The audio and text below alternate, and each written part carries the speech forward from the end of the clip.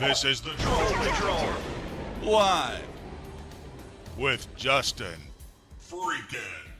Welcome to the Troll Patrol Live. It's been a hell of a day already. Let's do it again. Are you ready for a little more? You know I'm not high enough for this shit. BB Girl, Warlord, good evening. Welcome. We got a lot of shit to talk about tonight. Unfortunately, I've had to scrap a couple of different stories I wanted to go over. I wanted to cover Jill Stein's war with Democrats, and unfortunately, we're not going to be able to get to that. These nuts. So glad to see you, my friend. Everybody poured one out for you earlier. What about Twitter holiday? What are you talking about now? Cover Twitter. Is something going on that I missed? The burger was amazing. Hit the spot. I didn't get a chance to have Oreos, but I had a glass of chocolate milk, so that'll do. Holiday, good evening. God, I look tired, don't I? Fuck. I have been sleeping like shit lately. Oh, that. Yes, I did eat Smith, I ate. I didn't drink the chocolate milk with the burger. I did not drink the chocolate milk with the burger. I had the chocolate milk after the burger as I was sitting here putting the show together. Speaking of which, we got a lot of shit to talk about tonight. It's a very Loomer-centric show. Especially given the fact that Milo Yiannopoulos has come out, has apparently an interview with Laura Loomer's dad.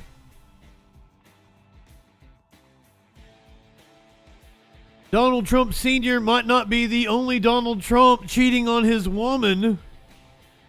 Rumors circulating about Donald Trump Jr. We're going to go over multiple videos that the right wing shared out over the weekend. Supposedly a cat being grilled. Supposedly a dog being grilled. I assure you, if you had any doubts that the Haitians eating cats and dogs story was absolute bullshit, you will not by the end of this show. I will thoroughly debunk everything about the Haitians eating our pets stupidity. And we're going to talk about the damage that this bullshit does, like the bomb threats against schools in Springfield, against the hospital, the college that is closed, the Proud Boys marching through the street. But Trump doesn't care. Trump doesn't care about the violent rhetoric, even though he's a victim of his own violent rhetoric. Second assassination attempt this afternoon. Clinically, I'm glad to see that name over in the Discord while watching on the YouTube. Laura Loomer, this Botox ain't shit. 9 years later.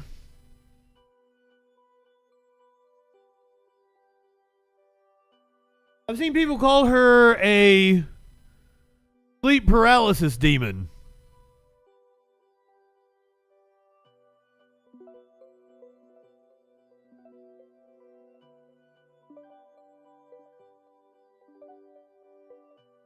That's what hate does to you. That is what hate does to you. The Pope hates both of our political candidates. Gas and power is being shut off in California as fault lines continue to show seismic activity. I've seen people speculate the big one could be on its way. Will Maynard finally realize his dream of seeing California fall into the ocean? Let it swim, let it swim, let it swim.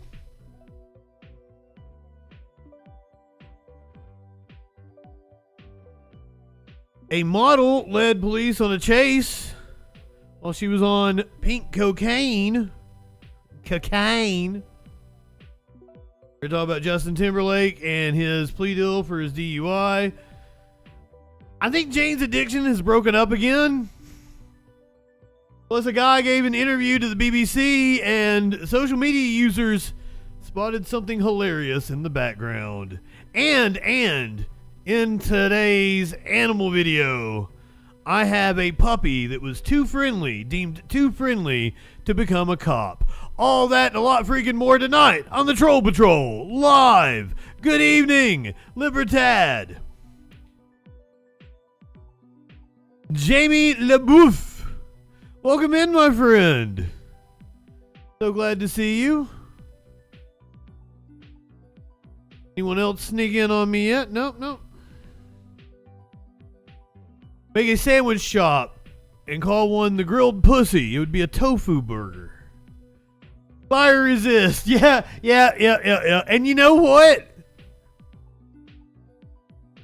She actually wasn't all that bad looking. She was a normal looking woman. Is that picture literally from 9 years ago? That's all it took, was 9 years of hate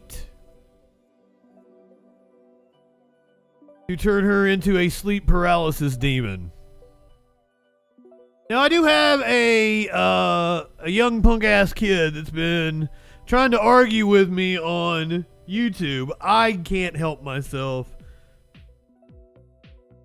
You guys know I love to argue with people. I love to troll people. Michael, good evening.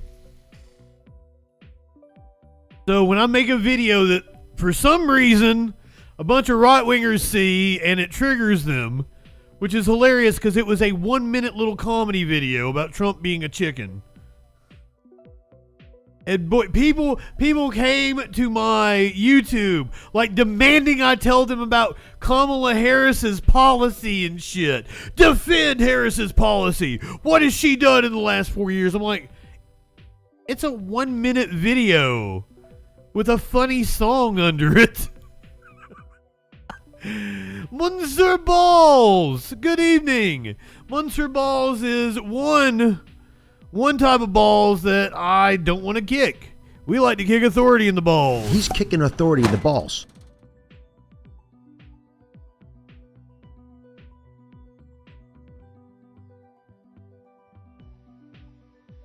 I will defend your balls to the death clinically. That's how much I appreciate you. But I guess we got to start off tonight. Yeah, getting high. Oh, this is from earlier. I'm sorry. This was the sheriff's department from earlier. And at the local level. And the live shot is the investigators outside of pictures available to you. It'll show you a picture of the back. Trump International Golf Course. There's also a GoPro on the fence there where he was intent on filming what was going on. Even though we're going to have to secure a couple of areas around the golf course here, the public doesn't need to panic. We know that we got a post office, a library, and a school. Holiday to tell you good evening. So we'll make it convenient for you to get to all the places you need. I saw somebody say that it was a Republican, but I have not confirmed that, so I do not. It's safe. I have not seen any and we'll make it very mug shots. I've not seen any update on a motive. It's going to take a very limited amount of questions, and you can direct them to who you want to answer the question. I was hoping we'd have a mug shot by the time we came back on.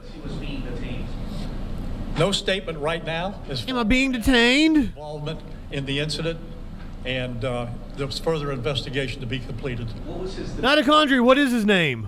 Yeah, I'm not sure if maybe the Secret Service gentleman answered. I did see that the New York Post had a picture that they apparently believed to be him. So he saw that? And he was incredibly white. But once again, I can't confirm that. How close? It was 1 or 2 holes behind. That because the bubble moves across. His name is Ryan. That is definitely a white boy name. Our agents will get there first, clear it. He noticed that There's some black dude in the audience right now like, my name is Ryan, dude. Sure, right. Fucking how racist is that? Was able to take a shot at our agents, but for sure our agents were able. You think all black people are named Jaquan or something, Justin? I don't know that. Doesn't appear so. Ryan Ruth, 58 years old. Wow. Abby, good evening. Lucky. When this gentleman was caught and stopped. Now, how do you guys know his voting record already? Between 300 and 500 yards, but with a rifle and a scope like that, that's not a long. Cancel, Justin. Where's Warlord? That one needs to be clipped. Service, how far was your agent from the would-be assailant? That I Flambe? Black folks don't flambe. So the 4 rounds of ammunition were fired. Were all 4 of them from your agent? that is correct. 4 to 6. We're not sure yet. Sorry. Explaining why. Yes. Yes, ma'am. Why do you guys have this confirmed though? Are these confirmed? Is there any up security in the golf course? I didn't hear all that. Say that one more time and talk up a little. Is this just going around on Twitter? How was this able to happen? We gotta watch what we run with in the early hours of a story like this. Well, you got to understand. Remember, we started off thinking this was 2 guys that shot at each other. This is apparently actually an assassination attempt on the At former this level president. that he is at right now, he's not the sitting president.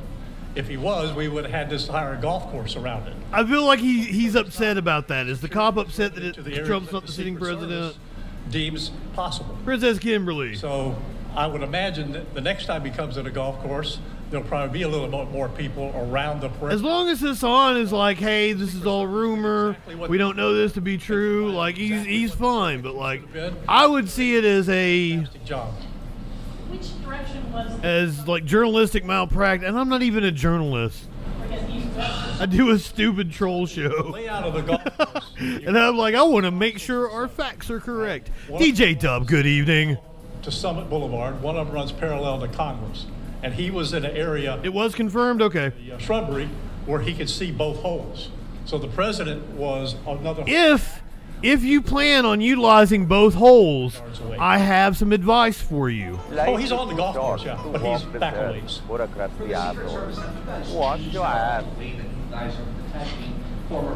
Oh, there's my clip.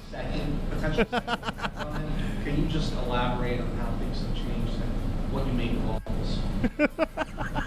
Yes, the threat level is high. We have increased the amount of assets. Speaking of lube, So we are. spoiler alert for that story about what the dude had in the background during his interview. We're done with questions right now. There's really nothing more for us to add. I just want to tell you, The good old bonus hole. FBI and the state attorney's office have been fantastic to work with.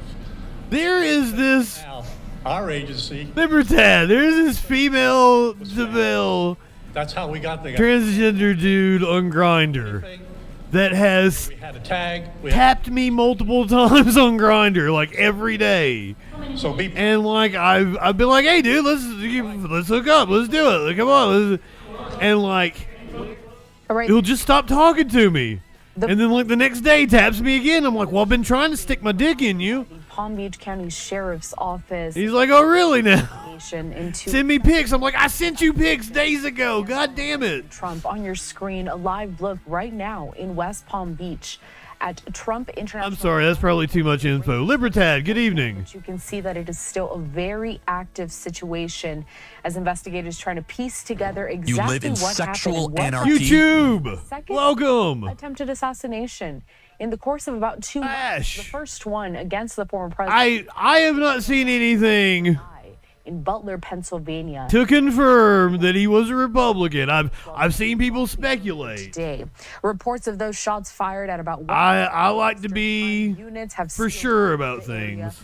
The suspect is in custody at this moment. They have jumped out of bushes. That's possible clinically. I definitely think I had one of those. The dude was like, fuck my wife. And I was like, yeah, I'll fuck your wife. Drove off in and Like, send dick pic. And I did. And he's like, send more. to police. And I was like, well, you send more. Martin County Sheriff's Office was able to pull that suspect over on I-95, taking them into custody. I mean, their pics looked real. They were definitely like, they had pics on their profile. Latest, we know that that suspect has been identified as Ryan Wesley Ruth. An AK-style rifle with a scope, 2 backpacks, and a GoPro was recovered at the scene. The FBI saying this is an attempted assassination against Trump. Trump is safe. He was about 300 to 500 yards away from the shooter when this all went down. It is a story that we will continue to follow here at Live Now from Fox. We're going to step away for a quick commercial break. We'll be back with more headlines. So we assume that it was probably an AR. Now, YouTube, I can understand what you're saying, but also, like I watched the documentary about Stephen Paddock. That motherfucker had, 50-something ARs? They said AK-style weapon. So we're kind of assuming it's probably an AR, because that's the most common.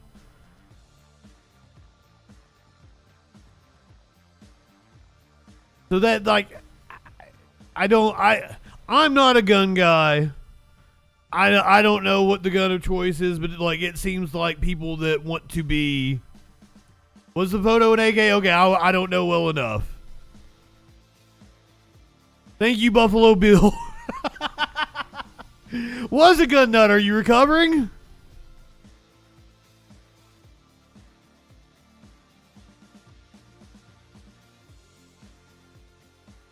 I got no problem with guns, but I'm clumsy, I'm forgetful, got bad aim,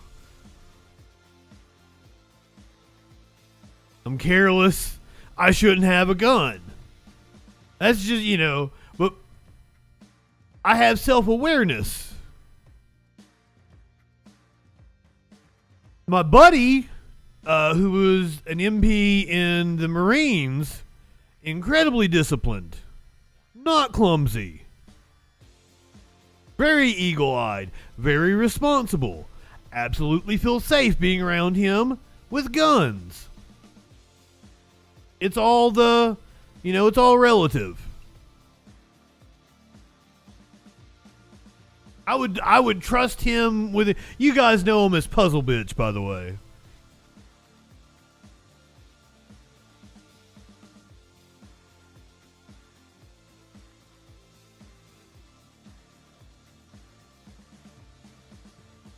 I don't even think he particularly likes puzzles. He was just doing a puzzle with his girlfriend that day, and Sparkles called him Puzzle Bitch.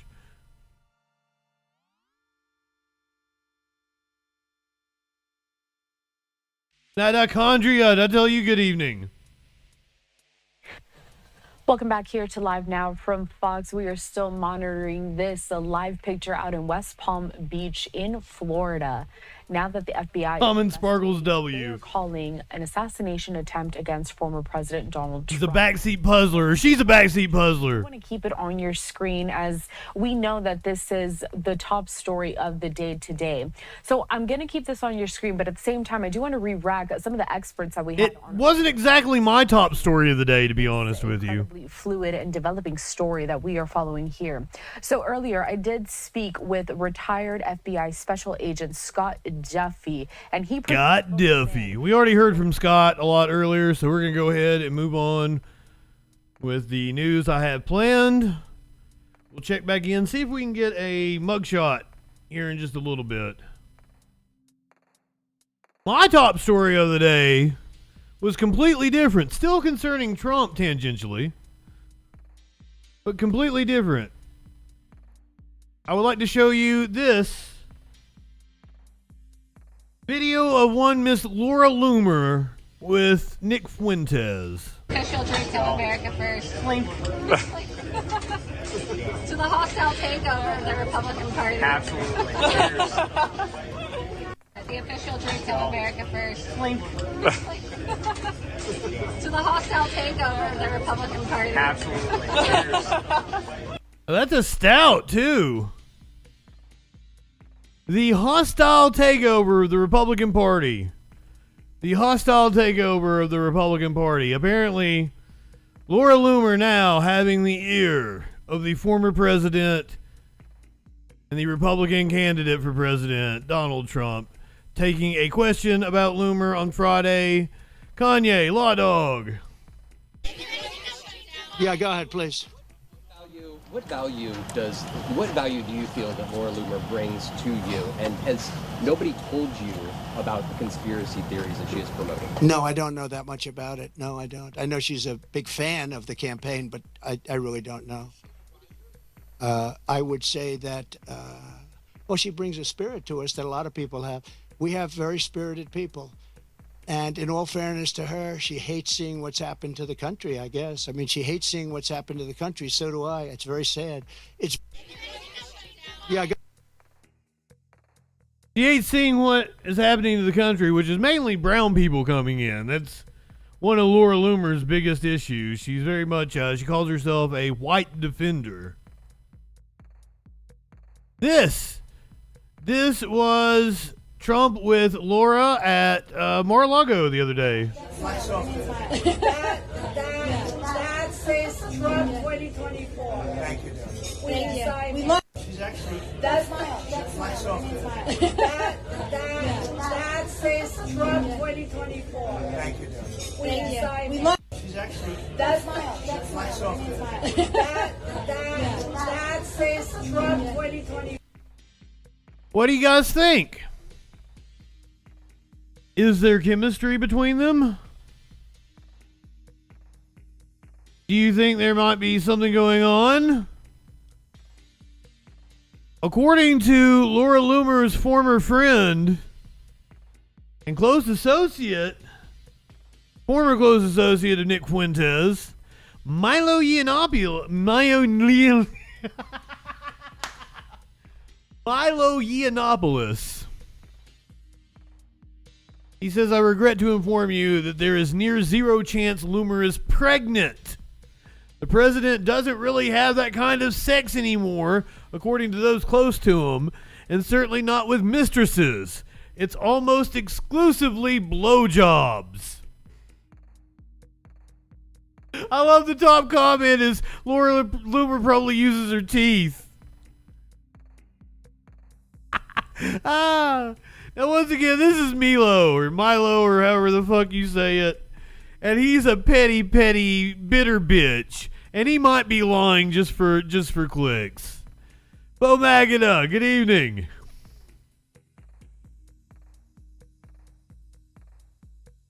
Gross indeed, Alia, good evening.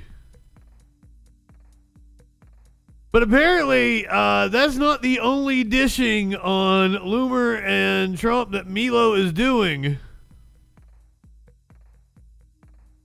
Calling her Veronica Lewinsky.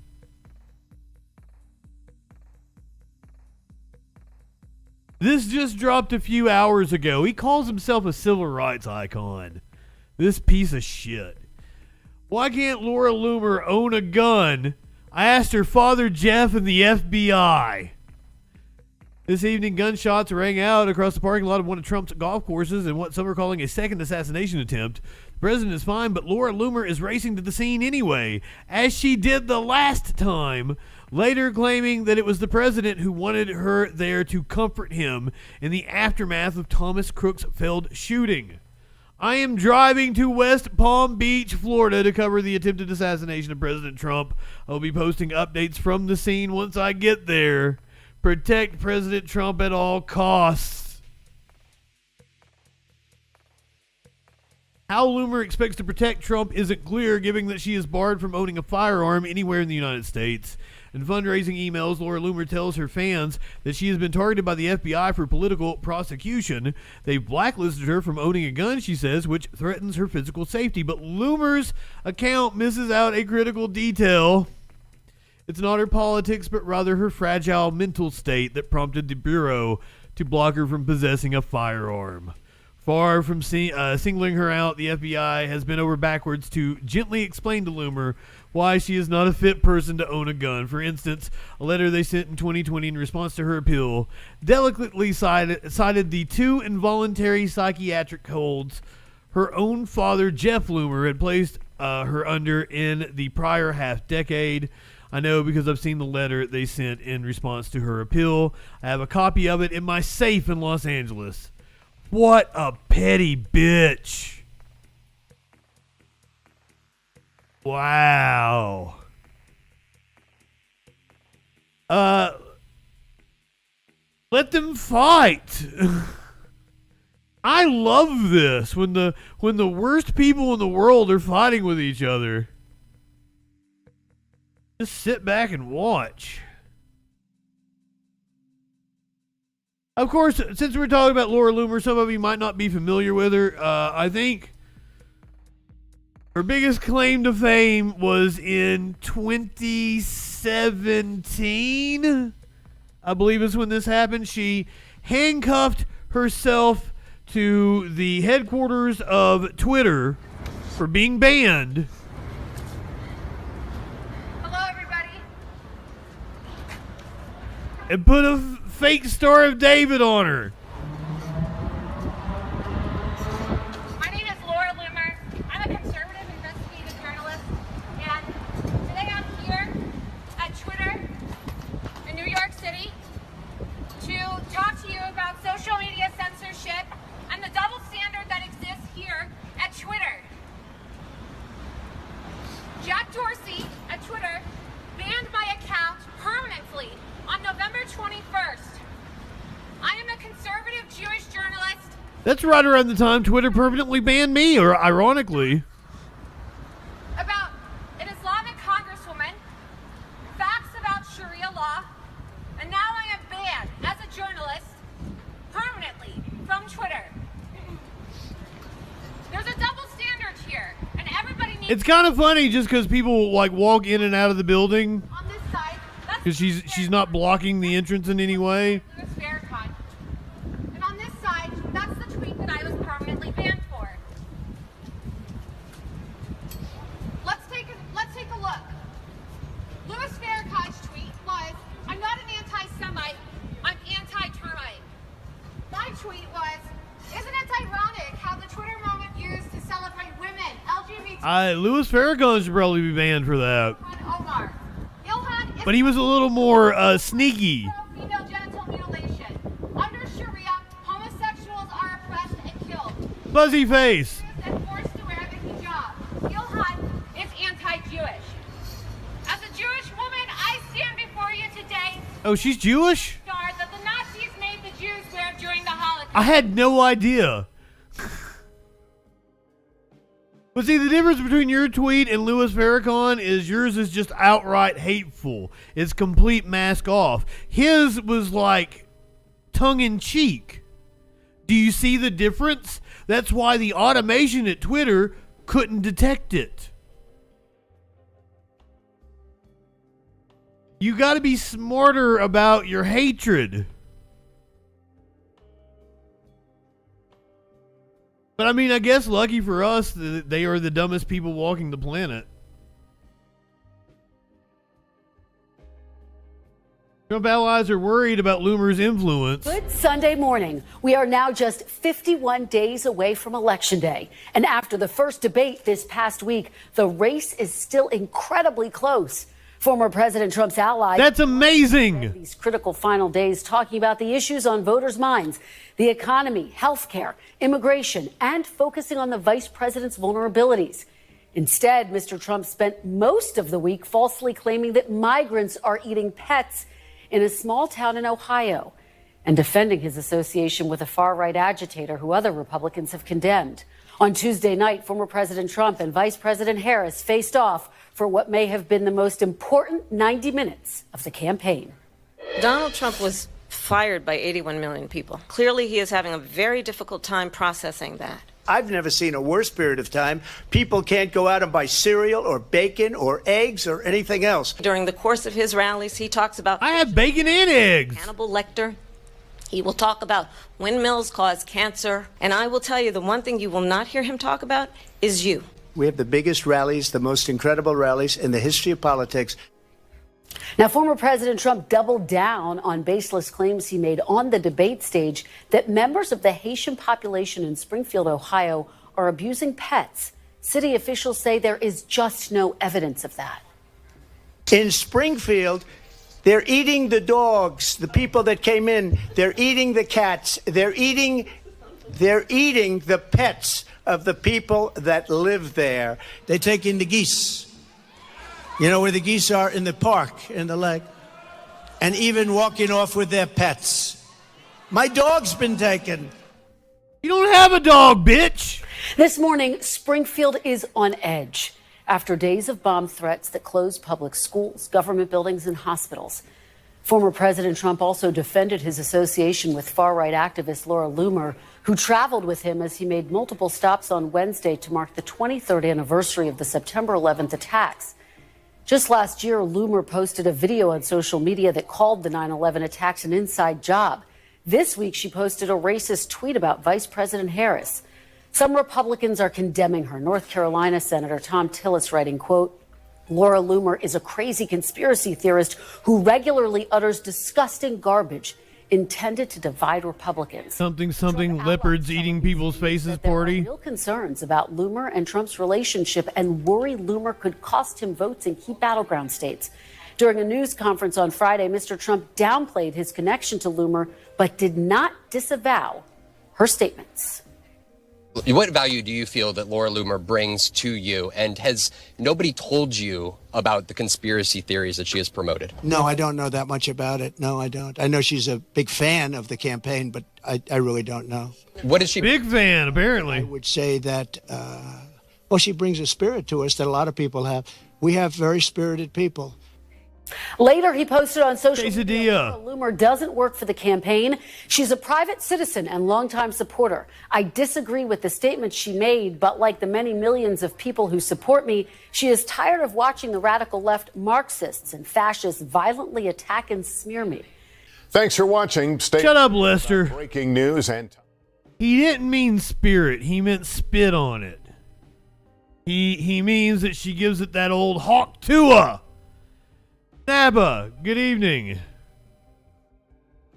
They're drinking their goddamn Snappa. You people will believe anything. While we're talking about infidelities in the Trump family, apparently there's a new rumor going around.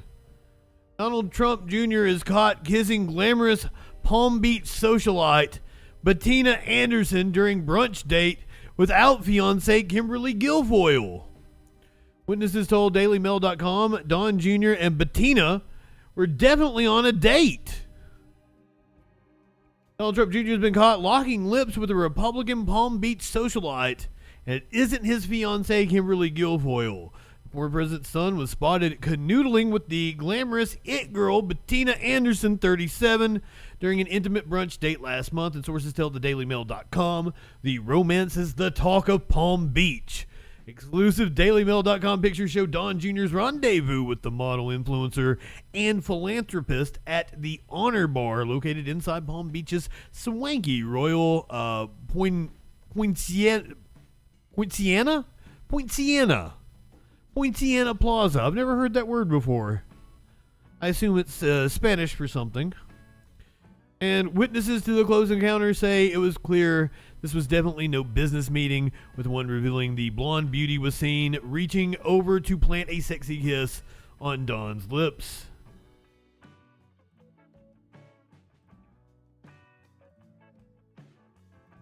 Is that the only picture we... Oh, nope. We have a whole gallery of them. Ooh.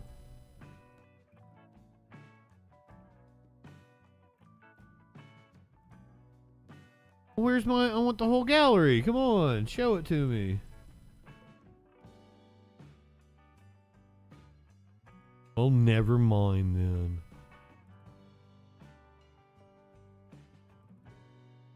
Ooh, what is she seeing Don Jr.?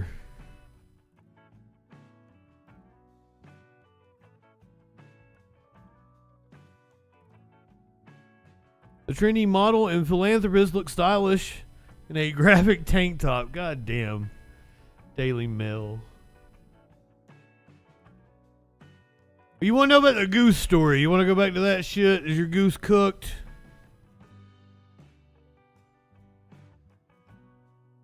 Let's talk about that picture of the dude holding the goose. The immigration surge in Springfield. This has put the city in the national spotlight with major media outlets reporting on this story we broke days ago. The city made it into the presidential debate last night when former President Trump claimed immigrants were eating pets, something Springfield said they have no credible reports of. Now, here's what Governor DeWine is doing right now to help the city handle the issues from the increase in immigrants. He ordered additional troopers and cruisers to help. Oh my God, more troopers and cruisers for an imaginary problem. I had a dude on YouTube tell me that the citizens at the city council meeting, they were passionate about it. So why would I not believe them over the cops? And I'm like, because cops are the ones who investigate this kind of thing. Springfield Police patrol problem areas and watch for erratic driving. He also asked the Ohio Department of Health to increase primary care services in Springfield. News Center 7's John Bedell is live in Clark County. And John, that's where you talked to Governor DeWine about the state's plan today. I did, Cheryl and James. We first heard from the governor here at Springfield City Hall just before the city council meeting at Springfield City Hall last night. DeWine talked about those additional steps the state is taking to help the city with the migrant influx. We also uncovered new information and context about a viral picture from social media on this topic. This week, all kinds of people sent us this picture, claiming it shows evidence of Haitian migrants catching and eating geese in Springfield. We've uncovered the picture was actually taken in Columbus on July 28th, and we pulled this street view from a mapping system to show you exactly where it was taken. The 4700 block of Cleveland Avenue in Columbus. The picture was posted to social media, and Governor Mike DeWine told me it caught the attention of ODNR. And it's clear now that that was in Columbus, Ohio. We've investigated that. We'll probably continue to investigate it because that would be hunting out of season when you look at the date when that took place. It was one concern raised about real challenges a sudden influx of an estimated 15,000 Haitian migrants have created in Springfield and Clark County. I have great confidence in the... Oh, he wasn't hunting, though. We've got the details. They're not anti-Haitian. They just are seeing problems, and they want elected officials, they want all of us to do everything that we can to alleviate those problems. For months, News Center 7 has covered the strain the population surge is putting on police and fire services, schools, healthcare, and translation services, along with problems with unlicensed or uneducated drivers. It's a strain on so many in the community, including Haitian migrants like Viles Dorseville. We are resilient people, hardworking people, and I think that we have a lot to offer to this community here. Ohio Division of Wildlife tells TMZ the real deal behind the viral pic. The guy was actually picking up 2 geese that were hit in a Columbus car accident. And by the way, that's 45 minutes from Springfield. The Wildlife Board clarified to us you usually need a statement or a receipt from the county sheriff or wildlife officer to claim an animal carcass, but the Franklin County Wildlife Office tells TMZ that for geese you don't always need a receipt, so the guy was totally clear to have them. Now, we've gotten other tips about other complaints related to the broader immigration surge here in Springfield. We're still working to verify that information, though. If we find those are true, we'll report those too. Meantime, you heard from Vilas a little bit there. He's a pastor in the Haitian community here in Springfield. I'll have his perspective on what this week's been like when I join you new at 6. For now, though, we're live in Springfield this afternoon. I'm John Bedell, News Center 7. We'll see you then, John. Me. So, one debunked. Let's go to another one.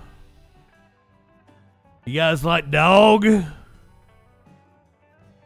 You wanna pull an RFK? Let's roast a dog. You might be looking at this and saying anonymously. Not a dog. But go up closer so you can look at his tail. You can see the tail. Oops. You can see the tail and an open fire.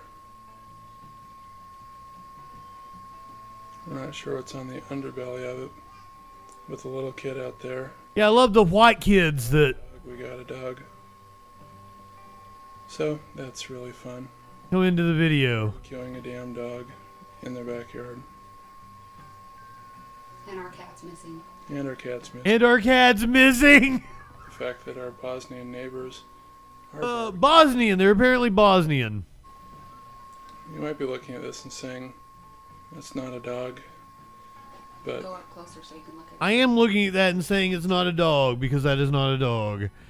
That is a piece of lamb, or a whole lamb being roasted. Animal being roasted on the spit in the video is not a dog, it's a lamb. Apparently very big in Bosnia. They like lamb in Bosnia. You can see exactly what a lamb roasting on a spit looks like.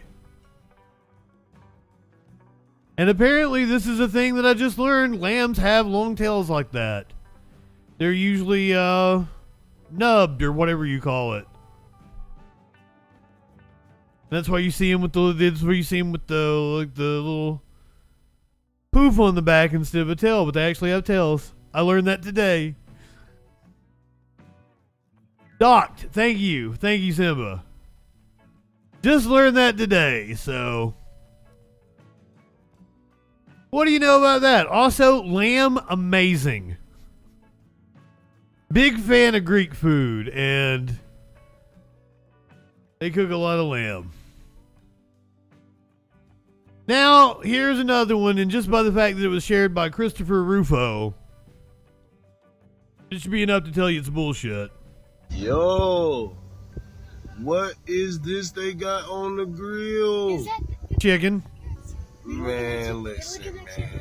There go a cat right there. His ass better get missing, man. Look like his homies on the grill, man. What the fuck? Yo. No, looks like some chickens on the grill. What is this they got on the grill? The first thing I'd like to point out is the fact that this guy appears to be looking in his backyard. You can see his reflection. He's looking out a window. So my first thought process on this would be that he probably bought that grill and put the chicken on it himself. Man, listen, man. There go a cat right there. His ass better get missing, man. Look like his homies on the grill, man. What the I mean, it's possible it's an apartment complex or something. Like, what is this they got on the grill? Man, listen, man. and right-wingers. All of them shared it. Look, go, if you have a right-wing friend, go look at their Twitter. They shared this video out. Go look in Facebook groups. They shared this video. They're like, see, we weren't lying. We didn't make it up. And I'm like, you guys will believe fucking anything. Any goddamn thing. So I don't have any official source for this one. This is just somebody's description of it. They're saying that looks like a tail, but that's just the side of the grill. It's not an actual tail. It's very much looks like chicken. That's the first thing I thought when I saw it, was it looked like chicken. And this also looks incredibly staged. Yo. This looks fucking staged. This they got on the grill. Who? The grill's not on. Who just throws some meat on top of a grill?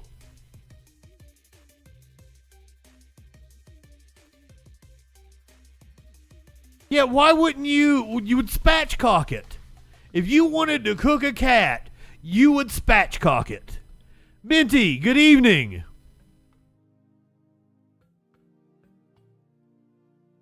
There's no smoke, no fire. It looks like it was set up. It's staged. Guarantee it.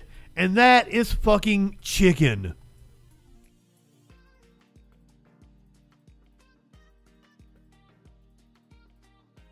Talia Jane, one of my favorite investigative reporters, says it looks like chicken feet.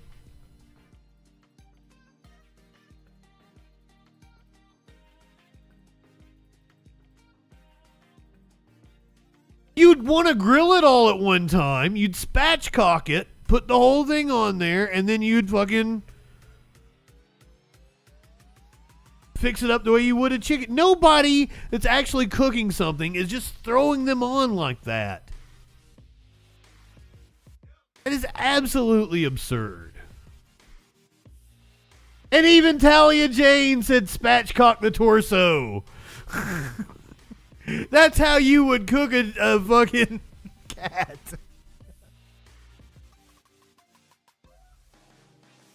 And they look like chicken feet. They don't look like cat feet. Spatch pussy, fair enough. Cap, good evening, welcome. Curiouser, welcome in. So a lot of these claims apparently came from a friend who heard it from a friend who heard it from a friend who. Original source of the claim that Haitians eat pets in Ohio admits no first-hand knowledge. I'm not sure I'm the most credible source because I don't actually know the person who lost the cat, said Kimberly Newton. She is the Springfield, Ohio resident whose story started it all.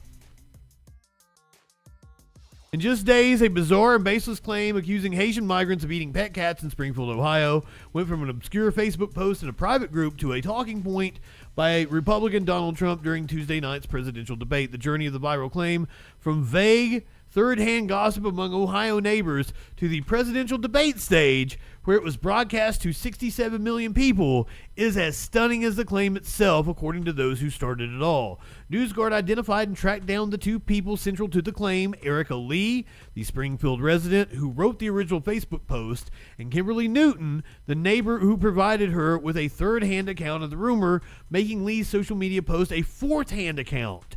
The alleged acquaintance cat owner, Newton's friend, Newton and Lee, who posted on Facebook. In exclusive interviews, NewsGuard spoke with both Lee, a 35-year-old hardware store worker who has lived in Springfield for 4 years, and Newton, her neighbor and a 12-year-old resident of Springfield. The interviews revealed just how flimsy and unsubstantiated the rumor was from the beginning, based entirely on third-hand hearsay. Yet it quickly gained traction and remarkably found its way to Trump's... That's not remarkable. The fact that Trump said that bullshit is not remarkable. I'm not sure I'm the most credible source because I don't actually know the person who lost the cat. Newton said about the rumor she had passed on to her neighbor. Newton explained to NewsGuard that the cat owner was an acquaintance of a friend and that she heard about the supposed incident from that friend, who in turn learned about it from a source that she had. I don't have any proof. That adds up to 3 people with no first-hand knowledge of the allegedly victimized cat, Newton's friend Newton, and then her neighbor Lee. Or perhaps it's 4 people if we count the source that Newton says her friend relied on. So this is the original post. Remember when my hometown of Springfield, Ohio was all over national news for the Haitians? I said all the ducks were disappearing from our parks. Well, now it's your pets. Warning to all our beloved pets and those around us. My neighbor informed me that her daughter's friend had lost her cat. She checked pages, kennels, asked around, etc. One day she came home from work. As soon as she stepped out of her car, looked towards the neighbor's house where Haitians live and saw her cat hanging from a branch like you do a deer for butchering, and they were carving it up to eat. I've been told they are doing this to dogs. They've been doing it at Snyder Park with the ducks and geese, as I was told that last bit by rangers and police. Please keep a close eye on these animals.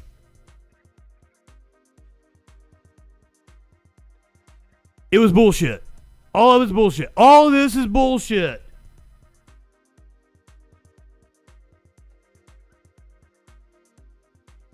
But hey, it's no big deal, right? Fox says, it's okay if they make up stories.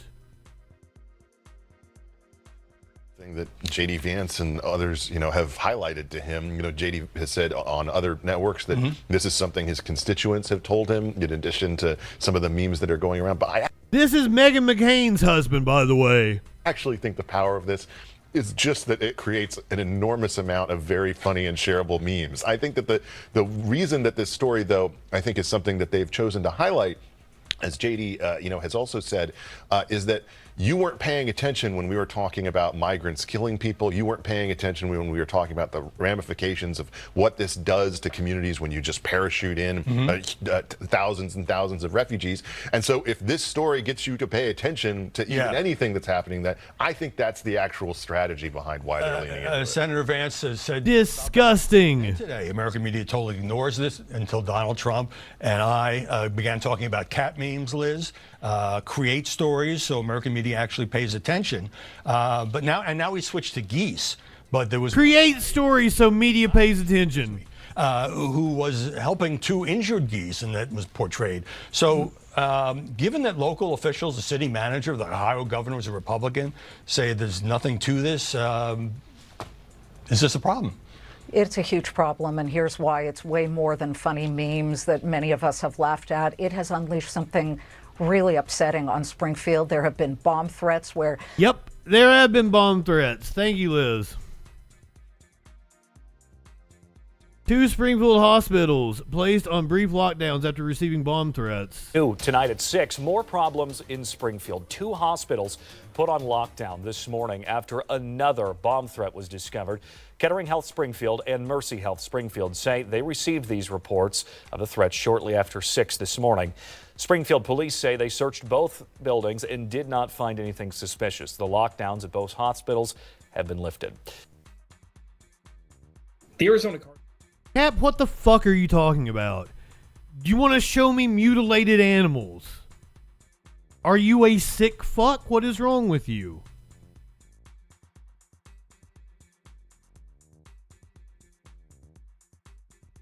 Are you the dumbass I've been talking to on YouTube? Do you want to have a conversation? You the little punk ass bitch.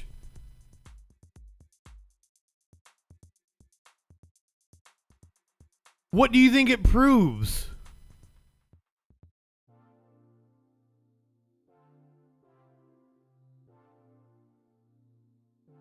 Buddy, what are you wanting to talk about? Are you wanting to have a conversation with me? Are you a dumb fuck right winger that wants to argue with me? Because we can make that happen.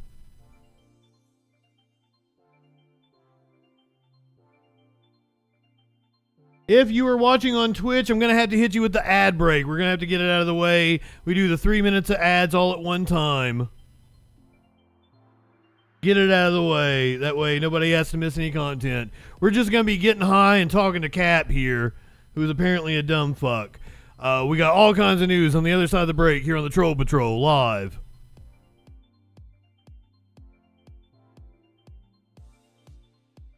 Cap, what are you trying to say, my friend? What is the point you are trying to make?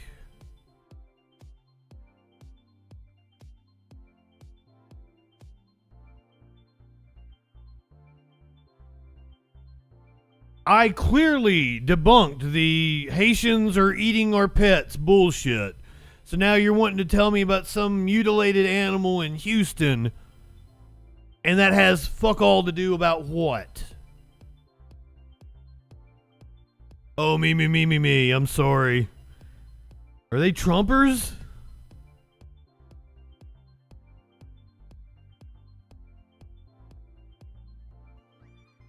And once again, are you the dude from YouTube that has tried to argue with me for like 2 fucking days? Joey, good evening. I apologize. Me. Are they Trumpers though? Because you can be a hardcore Republican and not be a Trumper. I will present to you George Will, who came out and endorsed Kamala Harris. And that would be my suggestion to you, Mimi. Show your hardcore Republican dad that George Will says the best thing for the Republican Party is that Trump suffer a resounding loss.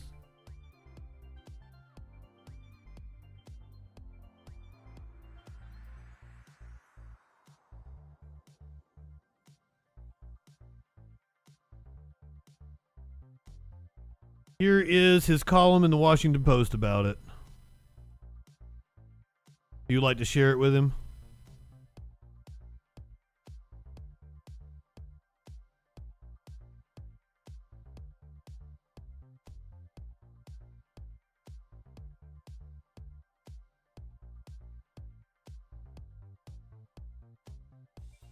Yeah, seriously, like I don't understand what this right-wing hysteria bullshit is about. And Cap, if you are the guy that I've been arguing with in YouTube, you're just a dumb puck ass kid. And you don't know what you're talking about. Still, good evening. I told you clearly. Stop listening to grifters on the internet.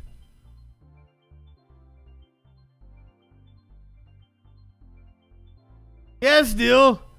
Tell us about what you did to those chickens. And that's another thing, is like anybody who has pets. I have 3 cats. I love them to death. I am in all the local pet groups. Do you know how often pets go missing? I'm in a relatively small area. There is probably 50 missing dogs and cats every day. Between people posting on pages that they're missing their animals and the shelter saying, hey, we found this animal here. Like, it's so common.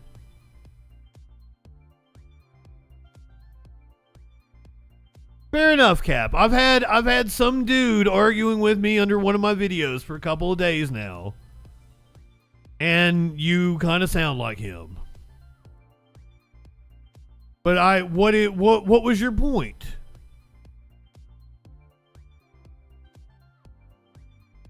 I just don't understand how I show you that all the fear-mongering about Haitian immigrants in Ohio was complete bullshit, and then you're like, you want to see some mutilated animals in Houston? Yuck, yuck. It doesn't make any sense. Fair enough, Curiouser. They do all sound the same. If you'd like to have a conversation with me, you can absolutely call in. Just do bang Discord, bang phone. I take calls and comments. Everybody, welcome back from the commercial break. Let's get back to what that news be doing. Not only do we have bomb threats in Ohio, that's not the only problem they're suffering from. Wittenberg has moved to online classes on Monday after a pair of threats. PP Girl, thank you for the resub. Oh, CJ giving out a gift sub. Thank you, CJ. Wittenberg University sent a communication to campus at 5:25 p.m. on Sunday as the university continues to assess these threats in partnership with the Springfield Police Department and FBI. All Wittenberg classes will remain remote tomorrow, Monday, September 16th. Students engaged in field, clinical, or other off-campus experiences should follow the protocol of the agency where they are placed. Professors will communicate their expectations to their students. Faculty and staff are also expected to work remotely, except for essential employees. All events, athletics, and activities will again be canceled tomorrow. Bomb threats on hospitals. Threats on colleges. Nazis marching in the fucking streets. That's what this bullshit does. So it's complete nonsense. Fear-mongering by right-wing assholes, grifters on the internet. And it has real-world consequences. Nazis marching through the fucking streets.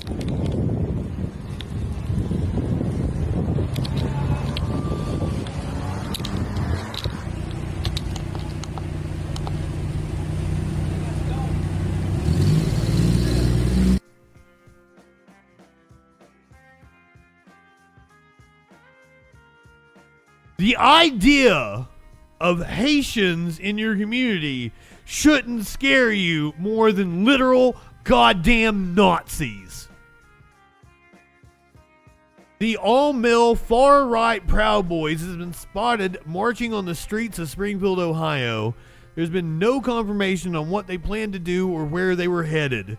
Springfield was thrust into the spotlight after Donald Trump's remarks during the recent presidential debate about Haitian immigrants eating cats and dogs. The claim has since been debunked.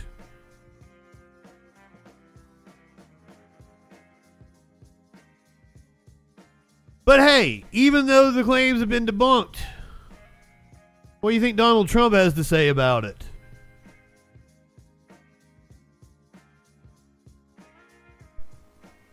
Do you denounce the bomb threats in Springfield, Ohio? I don't know what happened with the bomb threats. I know that it's been taken over by illegal migrants, and that's a terrible thing that happened. Springfield was this beautiful town, and now they're going through hell. It's a sad thing. Not going to happen with me, I can tell you right now. You would think it would be an easy yes, and this motherfucker who has ramped up the rhetoric has suffered 2 assassination attempts. He is the one that keeps raising the temperature in this country.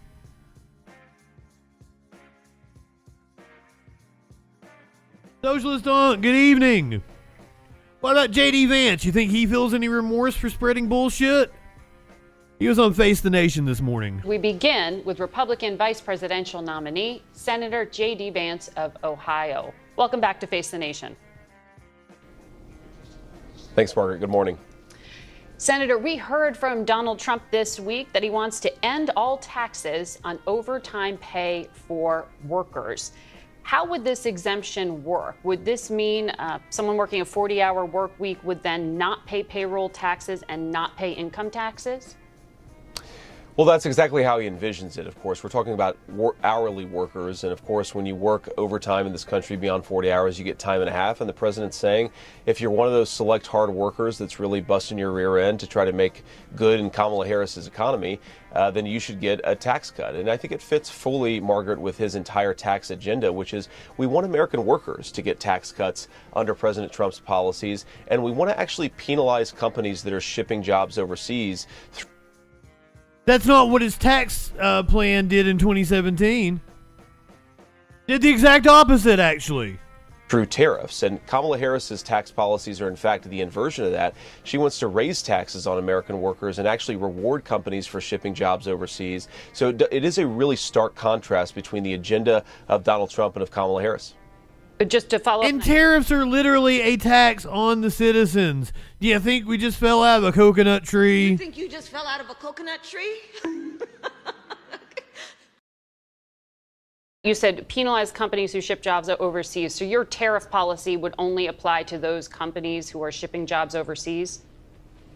Well, almost by definition, Margaret, when you apply a tariff, what you're really doing is applying a penalty to somebody who manufactures or makes something overseas. You're basically charging them a penalty to bring it back into our country. And so what we're trying to do here with these tariffs... The goal is to make it more expensive to produce it overseas so that you can't go and exploit labor in a country like Indonesia or Vietnam. And then it's cheaper for you to produce it here in the U.S., so you won't actually collect a tariff. Is actually induce more people to make more things in the United States of America. One of the great tragedies of not just Kamala Harris's leadership, but 40 years of American failure is that we've lost our critical manufacturing industries to Mexico, to China. We started to undo that for 4 years under Donald Trump's leadership, but we've got to do it for much longer and in a much more intense way, because as we've learned just in the last few days, the world has gotten more dangerous. We can't rely on other people to make the stuff we need. Cap, nobody's got time for you. Get the fuck out of here. Right-wingers are morons. You come in here and you fucking spout off about some nonsense nobody gives a shit about. Doesn't prove any kind of a point. You're an idiot. You are a goddamn moron. So, bye-bye. See you later, dumb fuck. It's cheaper to manufacture overseas, which is why so many companies do it. But that's you deserve a titty slap. From the promise you're making to working class voters. You are now saying no tax on tips, no tax on overtime, no tax on income from Social Security. All of that would wipe out a big chunk of the tax base. Do you really think that fiscally conservative Republicans raise tax on the riches are going to vote for this? Well, I think obviously Republicans believe American workers should keep more of their own money. And yes, I think that if we actually balance this out by penalizing some of these companies for manufacturing overseas, I do think that we can get this to balance out in the right way, Margaret, where we're not blowing a hole in the deficit. We're giving workers more of their money. But to your point, we're actually making it easier to make things in the United States of America. Now, you're exactly right. Sometimes it is a little bit cheaper to manufacture overseas, but we have to ask why that is. It's because a lot of these foreign countries use literal slave labor in manufacturing. We should not be allowing slave laborers to benefit from American markets. If you want access to our market, you've got to pay our workers fair wages. That is the Trump agenda, and it's something that's already implemented once, by the way, Margaret, but is going to double down on in a second term. So the 10. By the way, that's exactly where the no tax on tips things came from. First of all, Reagan is the one that instituted the tax on tips to begin with. Thank you, Republicans. But that's that hedge fund managers and people that are doing stock trades want to be able to call their service fees tips so they don't get taxed on it. 50% tariffs. You're saying this is just a range, and you'll figure out exactly who it applies to if you win the election. Well, I think you have to take some recognition, Margaret, that this is a negotiating tactic. You go into some of these negotiations, and sometimes you're going to have to do higher tariffs. Sometimes you might be able to do lower tariffs, but I don't think you go in saying you're going to do exactly this on every country. You use that as part of the negotiation. This is one thing that Donald Trump was so good at during his first term, is actually negotiating. That's what I was getting ready to say. Kamala actually adopted the policy because of the service workers in Nevada. The union pushed her to. So I'm fine with that because like she's like proposing a cap of like $100,000. I think is what it was. If you make under $100,000, your tips aren't taxed. With foreign countries and benefiting American workers in the process. Well, if you say you're not going to do any tariffs, you're basically going into these trade negotiations completely unilaterally disarmed. You don't want somebody who's negotiating for American workers who's already saying, I'm not going to use the most important tool, which is exactly what Kamala Harris has done. Well, but Harris and Biden have used tariffs in strategic ways on strategic industries, and it sounds like you're saying you'll also be strategic there. You represent Ohio here in Washington, and your state's governor is asking for federal help to deal with the influx of about 15,000 migrants over the past 4 years, which has strained the health system, he says, schools, caused safety issues. You've been talking about these problems. It has revitalized the town of Springfield. With his request for federal help. Well, the most important thing that we can do to assist Governor DeWine and the whole state of Ohio, and frankly the whole country, Margaret, is to stop Kamala Harris's open border. And for 2 years, I've been fighting for policies that do exactly that. You have to ask yourself, why have these 20,000 Haitian migrants been dropped into a small Ohio town in just a few years? I want to know why no fucking news organization is like, sir, the border isn't open. It's highly militarized. Like, that's just completely false to say it's open borders. Margaret, and the answer is because Kamala Harris implemented what's called temporary protective service for over 100,000 Haitian migrants. She basically, with a magic wand, granted amnesty to thousands of people who shouldn't have been in this country, and now a small Ohio town is dealing with the consequences. And to anybody listening, Margaret, this is what Kamala Harris wants to do to every town in this country. Overwhelm them with migration, stress their municipal budgets, see diseases on the rise. What is happening in Springfield is coming to every Why? Why would anybody want to do that? That doesn't make any sense. You're saying that Kamala Harris is sitting in Washington, D.C. like, how can we bring diseases to the small towns of America? Are you a fucking moron? Nope, don't answer that. Town and city in this country, if Kamala Harris's open border policies are allowed to continue, we have got to stop this. American citizens are suffering because of what she's done. And here's the fact. Yeah, here's the facts, though. Many of those Haitian migrants move there by choice because they have temporary protected status, which gives them the ability to work. That TPS, temporary protective status, has been in place since 2010. And in fact, Donald Trump renewed temporary protective status for Haitians when he was president. Should he not have done that? Well, let me do a little fact check, Margaret, because there was a renewal in June of 2017, I believe, which was very early in Donald Trump's presidency. Yes. And he actually ended it in 2018, that temporary protective service for Haitian migrants. Kamala Harris re-implemented it when she became president, or vice president. Kamala Harris re-implemented it as vice president, and now you've seen this massive explosion just in the last few years. I mean, Harris re-implemented it as vice president. There were maybe 1,000 Haitian migrants in Springfield, Ohio just 3 years ago. Now there's close to 20,000, and it's impossible to overstate. It's overwhelmed local services. Okay, in so I schools, understand you have want to 1,000 end children now in a small district. You want to end temporary protected status. It is apparently booming. 1,000 in a way it hasn't in years. Don't speak English, so now the kids who are in that school district are not getting a good education. The local health services have become overwhelmed. This is a terrible tragedy, and I think it's important, Margaret, to say, hey, JD, how does some kids that don't have English as a native language being in the schools, how is that affecting the schooling of other children? And I can assure you the Haitian children, if they don't already speak English, will pick it up very, very quickly. we're not mad at Haitian migrants for wanting to have a better life.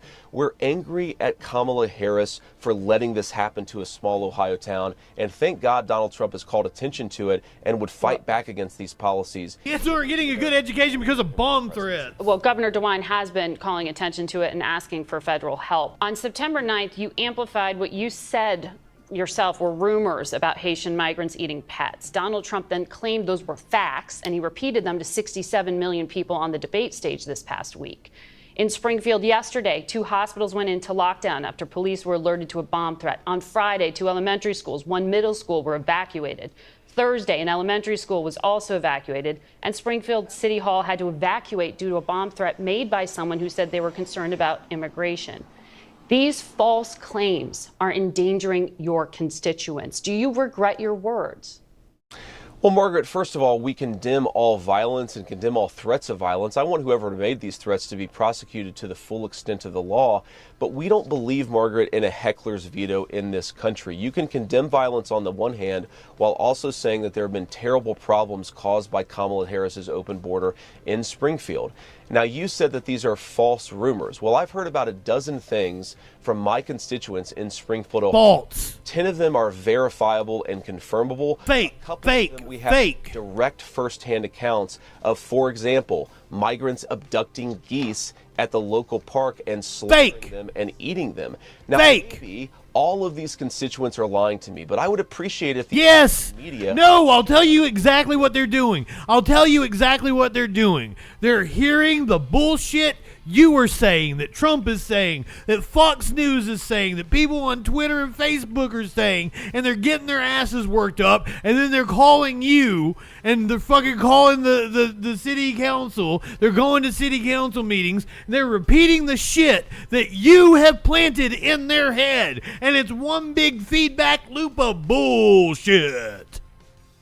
Investigation rather than amplifying the worst people in the world. Why is somebody calling it a bomb threat, Margaret? It's because they want attention. I think that we should ignore these ridiculous psychopaths who are threatening violence in a small Ohio town and focus on the fact that we have a vice president who's not doing her job in protecting that small Ohio town. Okay. Well, CBS did hear from community members in Springfield who work with migrants, and they have talked about security concerns. I know the mayor of Springfield, a Republican, told ABC News, "We've been punched in a way we should not have been punched." He said all these federal politicians that have negatively spun our city, they need to know they're hurting our city, and it was their words who did it.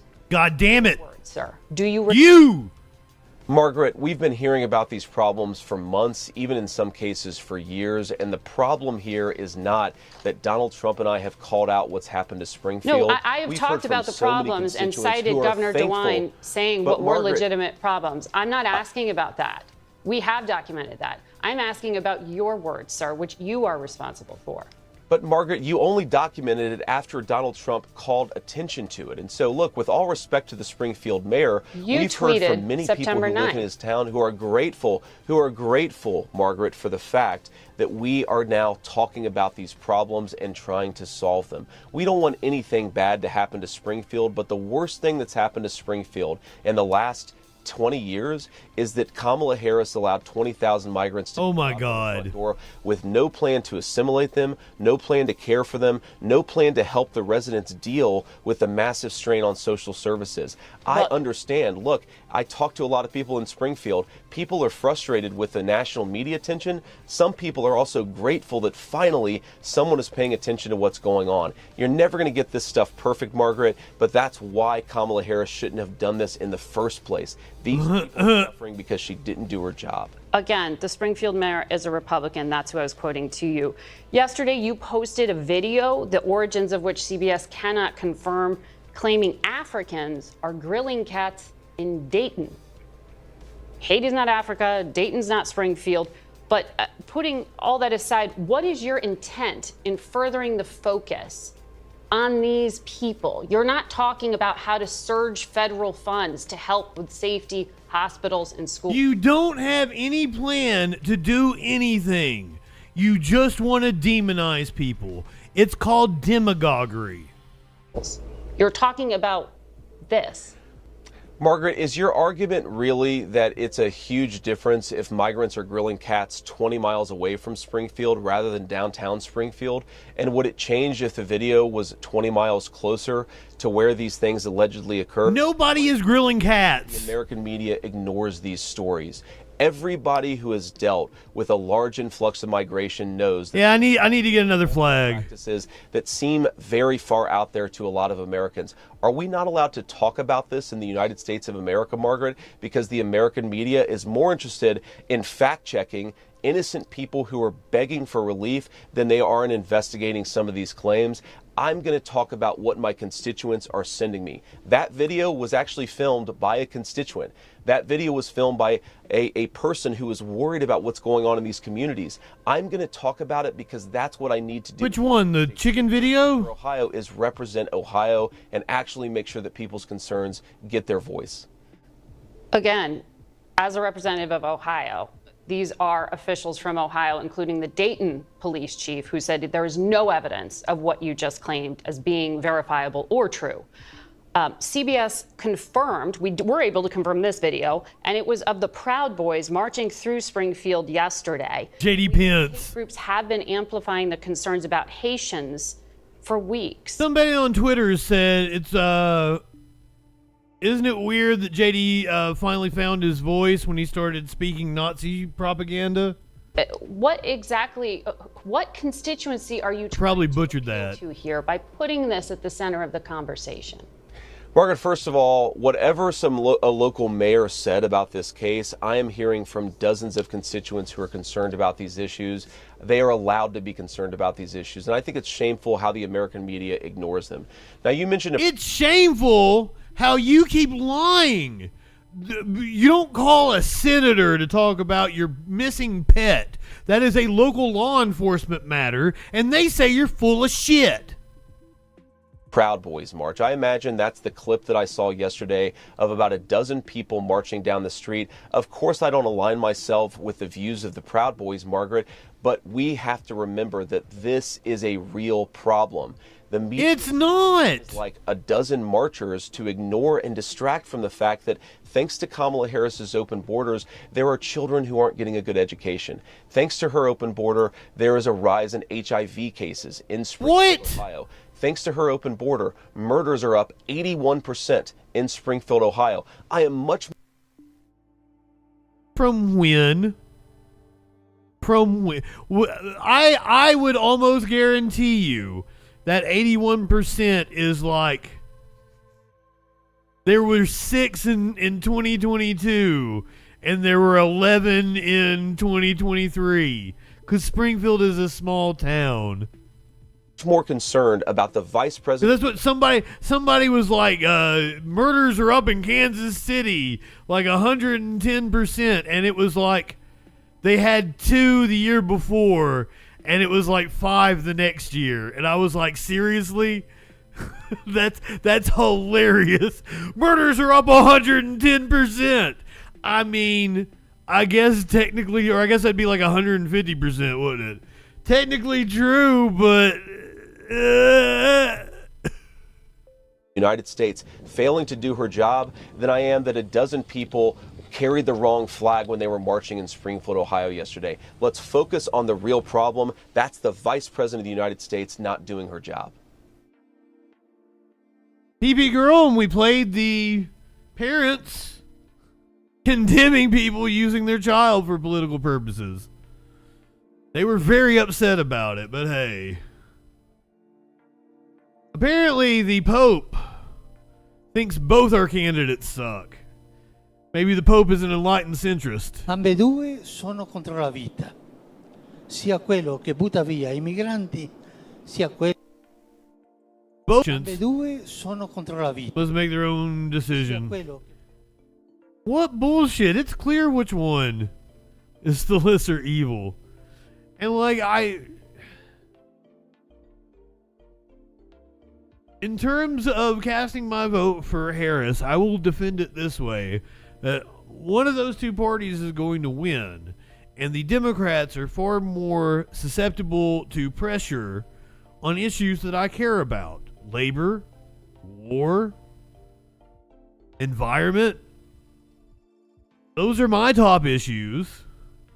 And the Democrats are far more amenable to pressure. So the answer is simple to me.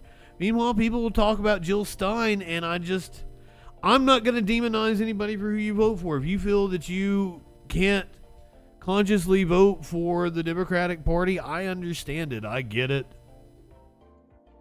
To me, Jill Stein is just a grandstander that shows up every 4 years. She's not interested in building a party from the ground up, and the Green Party is far weaker than it was 25 years ago when Ralph Nader was running. The Libertarian Party, even, is weaker than it was 25 years ago when Ron Paul was running. So the current incarnations of the third parties that are viable aren't doing any good. They seem to be losing ground to the so-called duopoly. So if you want to make a change, you need to get involved locally. Start a DSA chapter if you don't have one. Get involved with the Working Families Parties. Those are the two organizations that are actually doing the groundwork, the organizing, that are building the network for success later on electorally. Now, electoral politics is not the end-all be-all. You have to protest. You have to call your congressman. You have to email them. You have to put pressure on them. You have to get involved in grassroots groups. You have to organize, join a union. It's a multifaceted approach. I cover electoral politics, so I'm passionate and probably put more emphasis on electoral politics than I should, but that's because I cover it.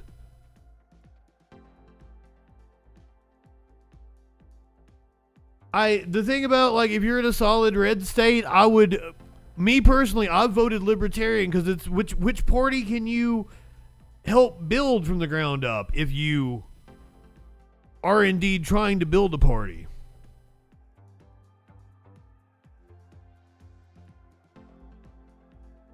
$79, that's a very good point. The difference between the rich city people who think they're libertarians and then the backwoods people who think they're libertarians. Two different groups of people. And we saw that when we covered the Libertarian Convention. Like, there were two different factions and they hated each other. And fucking the Libertarian Party chairman, Angela McGriddle, she's supporting Trump. She endorsed Trump. She's not even supporting Chase Oliver, the Libertarian candidate. Libertarian supporting Trump. Insane. All right, that's enough politics for tonight. Let's talk about the fact that we could be close to the big one. We're seeing a lot of seismic activity all over the world, but especially, it is the San Andreas fault line. I'm not a fucking McDonald's fan, but McGriddles are good. McGriddle is a good fucking invention. I'll have a McGriddle.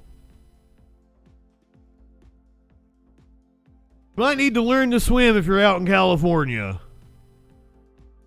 Gas power shutoffs expand to rolling hills amid continued seismic activity. And utility cutoffs are expanding in rolling hills amid ongoing landslide fears. Yeah, gas will be turned off to 35 homes tomorrow. KTLA's Gene Kang live in Rolling Hills with more on these indefinite shutdowns, Gene. Yeah, good morning, Megan and Lauren. Well, this is one of those situations, a very critical, dire situation, especially when that man is so pretty. In Rolling Hills, this is the estate right behind me, a nice gated community, and that's because of a landslide that is very close by. So power and gas, that is a situation here. But as you take a look, this is. Am I wrong? That's a pretty man. Unfortunately, we're not able to go past the gate. However, a lot of those homes, dozens of them, are in that critical situation. Take a look. SoCal Gas says they will be shutting off service to 35 homes in Rolling Hills by Monday at about 3 p.m. due to ongoing land movement in the Palos Verdes area. They've been deemed no longer safe to use natural gas. This includes 9 homes on Cinching Road and 9 homes on Portuguese Bend Road. Additionally, Southern California Edison has informed 51 homeowners that power will soon be turned off as well. Southern California Edison has advised those residents the power will be shut off indefinitely by Wednesday night, with outages possibly at any time before then. In the meantime, the city urging utility companies to explore engineering solutions to try and maintain services while ensuring public. What a pretty area. Over in the nearby Rancho Palos Verdes area, it's been hard hit, as we know. The landslide has caused entire homes to collapse or tear apart, bringing the total number of affected homes in Rancho Palos Verdes to roughly 200. Our babies grew up here. It's just. Oh, I'm sure it is.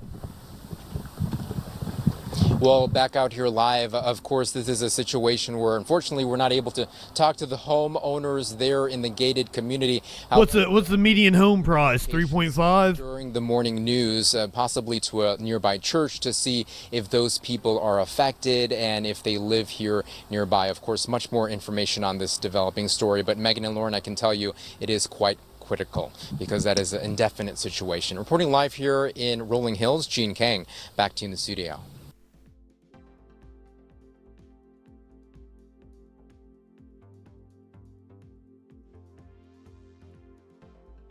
Heart goes out to friends out in Cali.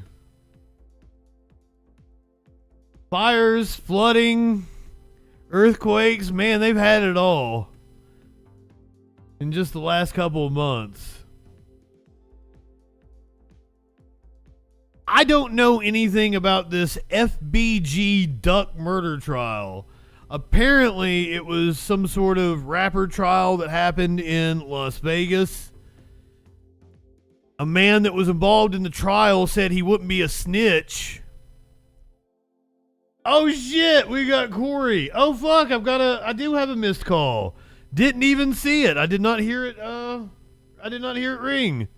Well, come on, give me a call back. Let's do this. Corey, my man.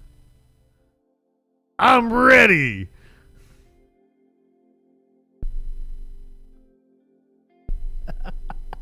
PB Girl loves call-ins. Or would you rather do Discord? You can hop into Discord with me if you want.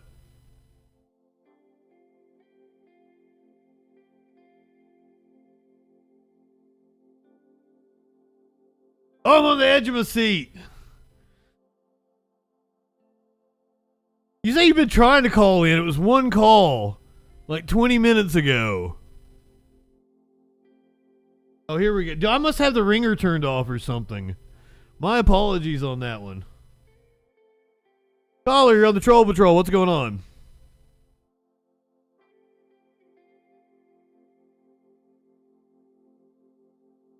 You need to turn your...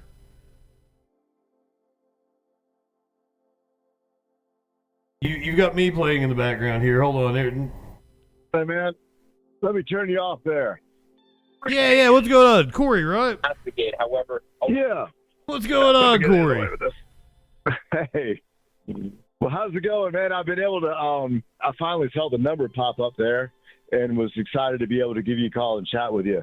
Oh, you could have said something in the chat because, like, there's commands and everything. They'll have the number. Yeah, I just saw that. I obviously just put that in the chat and figured I'd. Anyhow, I wasn't sure how this whole thing worked, but I'm learning. It's all good. It's all good. So what's on your mind, man? Have you been watching? You got anything in particular you want to talk about? No, I've been watching a little bit, and you know, I'm cracking up watching you take a couple takes on your bong bear. We're very opposite people, but hey, man, I respect your right to do whatever. What do you mean opposite you seem people? like Well, you don't like token up? No, man. Probably the strongest thing I put in my body is caffeine, and I do a lot of endorphins. But that's my about friend. it. Caffeine is far worse for you than pot. Really? Justin, this will make you laugh, but I took a trip out to, I guess it's New Mexico, and I guess weed is legal out there, and I went into the store just fascinated by it. So anyhow, I didn't buy anything, but we're a little bit different. But hey, man, the last thing I heard you talking about was being libertarian, and I'm with you on that one, man. I think people ought to be able to. Oh, I didn't say I was libertarian. Oh, you didn't? I thought you said you were. Well, I was talking about how we watched the Libertarian Convention. Yeah, and I voted okay. Libertarian because it's the strongest third party in my state. I got you. So here's the thing. Okay, so I would have called myself a libertarian when I was a younger man back in my when I was 20, 21, 22, right? Right. That's usually people who consider themselves libertarian come from a more affluent background, and they are divorced from what the reality is for working class people, and that's how they're able to have libertarian views. Once you get out and you see, I had this argument with a libertarian. He called in one time, and he was telling me that you could get $3,000 a month in food stamps. Oh, yeah! To which I had to point out to him, no, the most you can get in food stamps is $200 a month. And then he was like, well, there's other people, or there's other programs, and the government's giving out money. I was like, well, name these programs. And he couldn't because there aren't. Okay. So libertarians just usually don't understand how anything works. They're operating on false assumptions. My very basic understanding of libertarianism is that they pretty much want you to be able to take care of yourself with as little government involvement as possible. Okay, well that's how accurate am I with that? So that is this American conception of rugged individualism and libertarianism. Robert Nozick, the actual father of libertarian thought, who I would recommend you read if you want to actually, understand libertarianism, he had what he called the problem of initial just acquisition. Okay. So if all contracts are valid unless the thing I'm signing if you and I enter into a contract, that contract is valid as long as I had initial just acquisition of the thing that I'm entering into a contract with you, right? But if anywhere down the line somebody had that property robbed from them, then there was no initial just acquisition. And pretty much that applies to everything, like the land in the country, right? So we came in and we stole it from the natives. So we didn't have initial just acquisition. So what you have to do is solve the problem of initial just acquisition before you can actually have a true libertarian society, or otherwise you're just living in a fucking aristocracy. Okay. Well, what kind of the comments that we were going back and forth talking on? Why are you just going off from the libertarianism, man? Okay, well, let's go back to libertarian. I really, I picture look. I'll tell you that my understanding of the definition of libertarianism is very fundamental. I picture libertarians being like, hey, man, if you want to smoke weed, smoke weed. But if you get into harder drugs and you get hooked on this and it destroys your life, well, you made your decision, and tough luck for you. Well, you're totally looking at this the wrong way, because a libertarian would tell you about how if you legalize all drugs, you'll cut down on drug usage, you'll cut down on overdoses. That's one of my first economics professor was a libertarian, and that was the very first class was like, here's why you want to legalize all drugs, and it was because of the benefits. So I don't like this idea, this personal responsibility thing, man. It really it gets at my craw, because we live in a society. I had this libertarian call in the other day, and he was wanting to bring up this time that he was at an airport, and I don't even remember, it was in Brussels or some shit, and he got upset that they wanted him to show his visa, and I'm like, brother, I think it's bogus. That's just the price of living in a society. You trade some of your individual liberty, freedom for the society. If you don't want to have to show your ID in an airport, don't fucking fly in an airport. Go live. If you don't want to pay taxes, go live off the fucking grid. I'm good with that. What do you think about showing your ID when you vote? Why? Why would you do that? To demonstrate that you're a true American citizen and that you have a right to vote. How the fuck did you register to vote if you're not an American citizen? Then why would you be afraid to show your ID? Why the fuck? How did you register to vote if you're not an American citizen? But could not. How did you register to vote if you're not an American citizen? That's the thing that dumb fuck right-wingers can never answer.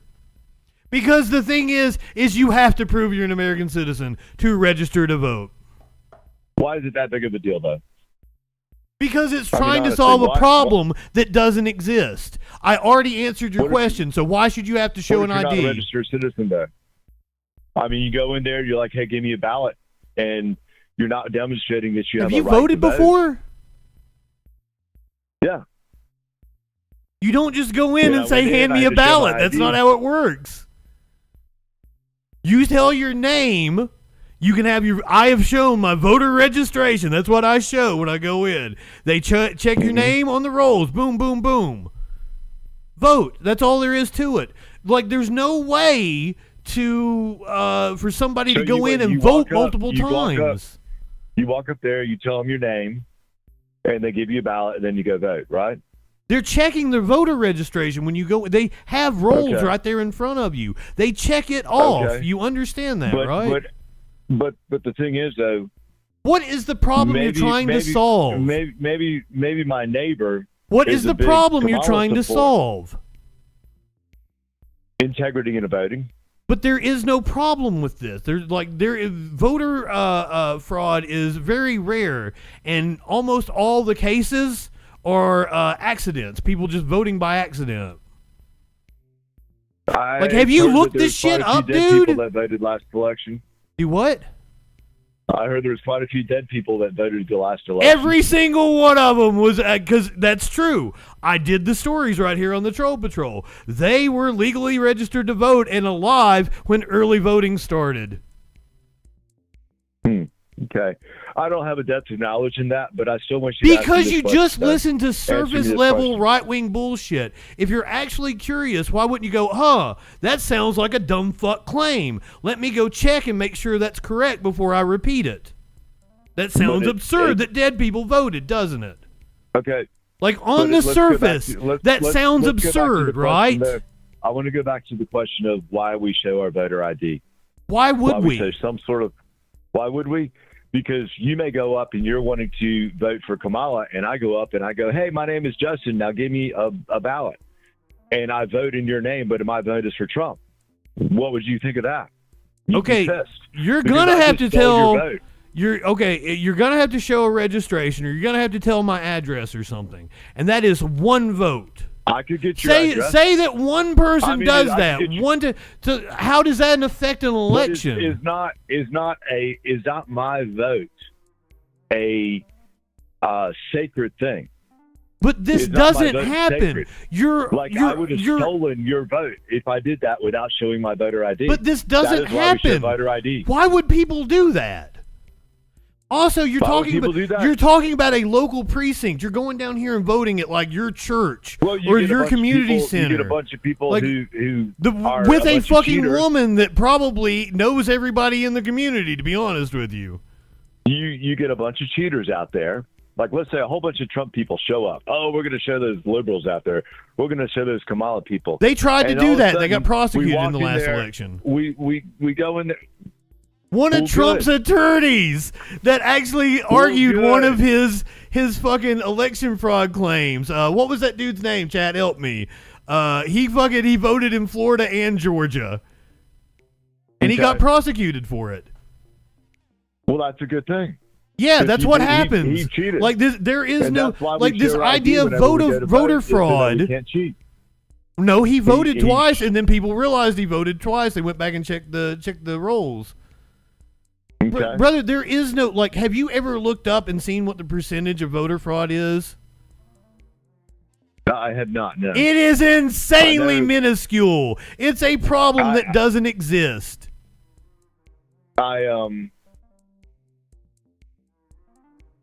I've heard excerpts from Dinesh D'Souza's, what is it? Dinesh 10,000 Mules or D'Souza whatever. is a convicted felon for fraud.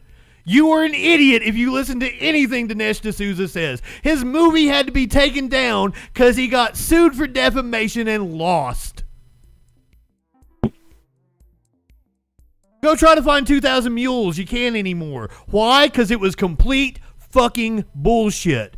Why do you listen to grifters on the internet? Never thought of them as grifters.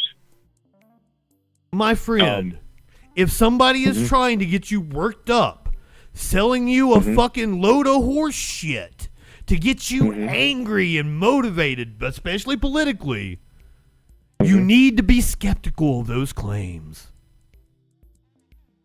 I am skeptical. I am skeptical more Are for you? the conservative side.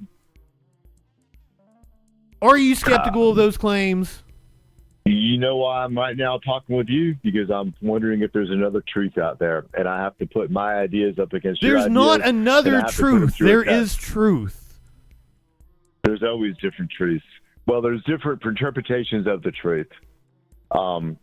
There's different ideas. Look, I think Republicans and Democrats, in their heart, they both have the best intention for the country. don't. They just. I believe do. Trump is a I- goddamn psychopath. I believe J.D. Vance is a sociopath financed by Peter Thiel. And I have a mountain of evidence to prove that. And you don't think something similar about Kamala Harris? No, she seems like a normal person. Any politician has some sort of sociopathic tendencies. You have to have it agree in with you order to do the job. Right. I agree with you there. That's the only people with thick enough skin to be able to withstand the criticism. Agree. But like, she's just a also, normal do you- fucking person, dude. Like, J.D. Vance is a venture capitalist, as far away from as me as I can. He claims to be from my hometown, man, and he's not. He's a fucking rich little asshole that went to Yale, and he claims to be from Appalachia. Wrote a fucking book exploiting my fucking people. A venture capitalist that went to Yale that is Peter Thiel's puppet. Do you know who Peter Thiel is? No, I don't. Well, then you should fucking look him up. Peter Thiel. or Shell? Peter Thiel. How do I spell his last name? Thiel. Peter Thiel. Oh, it'll pop up. He is a multi-billionaire, and he is literally the guy that is pulling the strings on the Trump campaign. He's also the guy that killed Gawker. He financed the Hulk Hogan trial. Okay. So, what? Ask me a question, man. Ask me another question. This is fun. Well, ask me a question. One of the things I brought up in our YouTube discourse was about electric cars. And Yeah, what is man, that was charging them. wild to me. You were like, one of the reasons I support Trump is because he supports electric buses. And I'm like, Trump just did a flip-flop on any kind of electric vehicles just a couple of months ago. But don't you My think side's that been it's- advocating for look. electric vehicles for 30 years. And then all of a sudden you're like, electric vehicles are horrible. Do you know how much environmental impact of a lithium mine? Like, Jesus fucking Christ. Yeah, Flash, you talk to him too. Don't you think it's stupid, though, that they're talking about you got Wi-Fi on there and you can charge your phone with the USB outlet? Do you think this is new technology? No, I don't. That's why I didn't understand why it was such a big deal. It's I not thought a it big was deal. absolutely stupid. You know, cars Well, have why would- Wi-Fi and chargers now, right? Yeah. Do you? I do. I'm voting. You told me, mean, literally, one of the reasons you're voting for Trump is because you want chargers on electric buses. And that's stupid, isn't it? For you to say that? Yeah. Okay. And the whole idea that, we have, with electric buses, we have USB chargers. That was your It's argument. stupid. You liked that. You said you wanted to... I was curious how you would react to it. I don't understand what your point is. I just thought it was really stupid to talk about having Wi-Fi in a bus and a USB charger. You're the one that brought it up. I thought it was stupid. Okay, good. So I was trying to see how you would react to that, and you agree it's stupid. Did I? You just said it's stupid that... No, I thought it was stupid that you brought it up.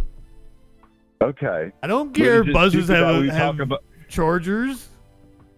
Is it worth talking about, though? I mean, like, if you were a politician, would you stand out there and go, hey, we have electric buses, and there's Wi-Fi on there, and you can charge your phone through the USB? If I was like a city mayor and I was like giving a press conference on the new buses my city had, yeah.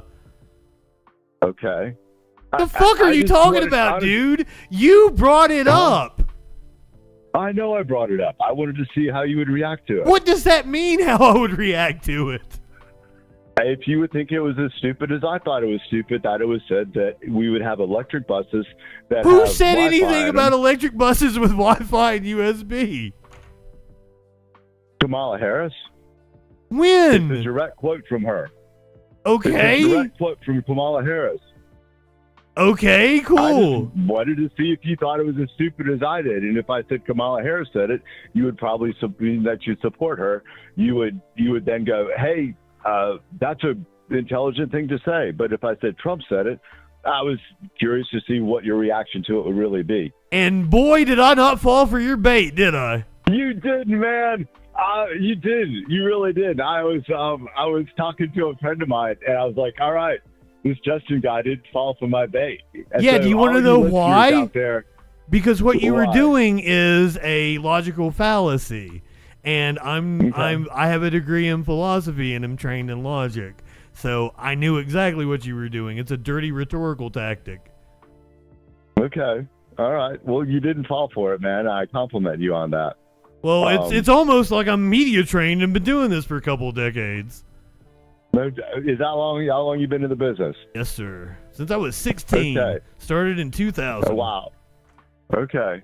Well, anyhow, my compliments for you not falling. Look, I thought when Kamala Harris said it, and if Trump said it, I would think it's stupid. Why are What we did talking she say about? it in regards to? What? It was something like, we now have electric buses. Was she touting it And as on the electric buses? There's Wi-Fi. And guess what, everybody? By your seat, there's a USB charger. Isn't that wonderful? You can charge your phone, so when you get home, your phone is charged, because on the electric bus, there's a USB outlet. And I was like, that's completely ridiculous. Why would you even announce that? Or was that, just like you said, was she in a city that had just gotten new buses because of fucking investment from the Build Back Better I Act? have no idea where she was, but she said it, and I thought it was absolutely ridiculous that she said it. Would it be ridiculous if she was in a city that just got new buses because of the Build Back Better Act? It absolutely would be, because you and I both agree that Wi-Fi and USB chargers have been around quite some time. They're internal combustion-driven engines.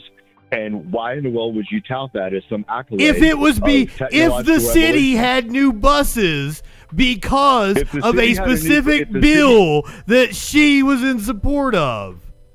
If the city had new buses that they just got electric Because buses of they're a funding for, because then of I a would- I bill would passed talk by the about- Biden administration. Do you Okay, then I understand? would talk about the efficiency the technology. But she's a politician, and she's talking about things that people can see there in their lives. And also, I'm pretty sure she didn't say it that way, and you exaggerated to try to make her sound stupid. Man, she did. No, I like literally copied word for word what she said, changed the words. I doubt it, and I almost guarantee if I was to look it up, she is touting a municipality that has new buses because of the Infrastructure Act that the administration passed. I don't know what the context of it was, but anybody then you talk about. Okay, if you didn't know the context, then why would you try to mock it? Doesn't that make you look stupid? No, it doesn't, because anyone who says, "Oh, it's got Wi-Fi," and Joey says that is not what she said. I'll have to look it up when my hands are free sometime, or not.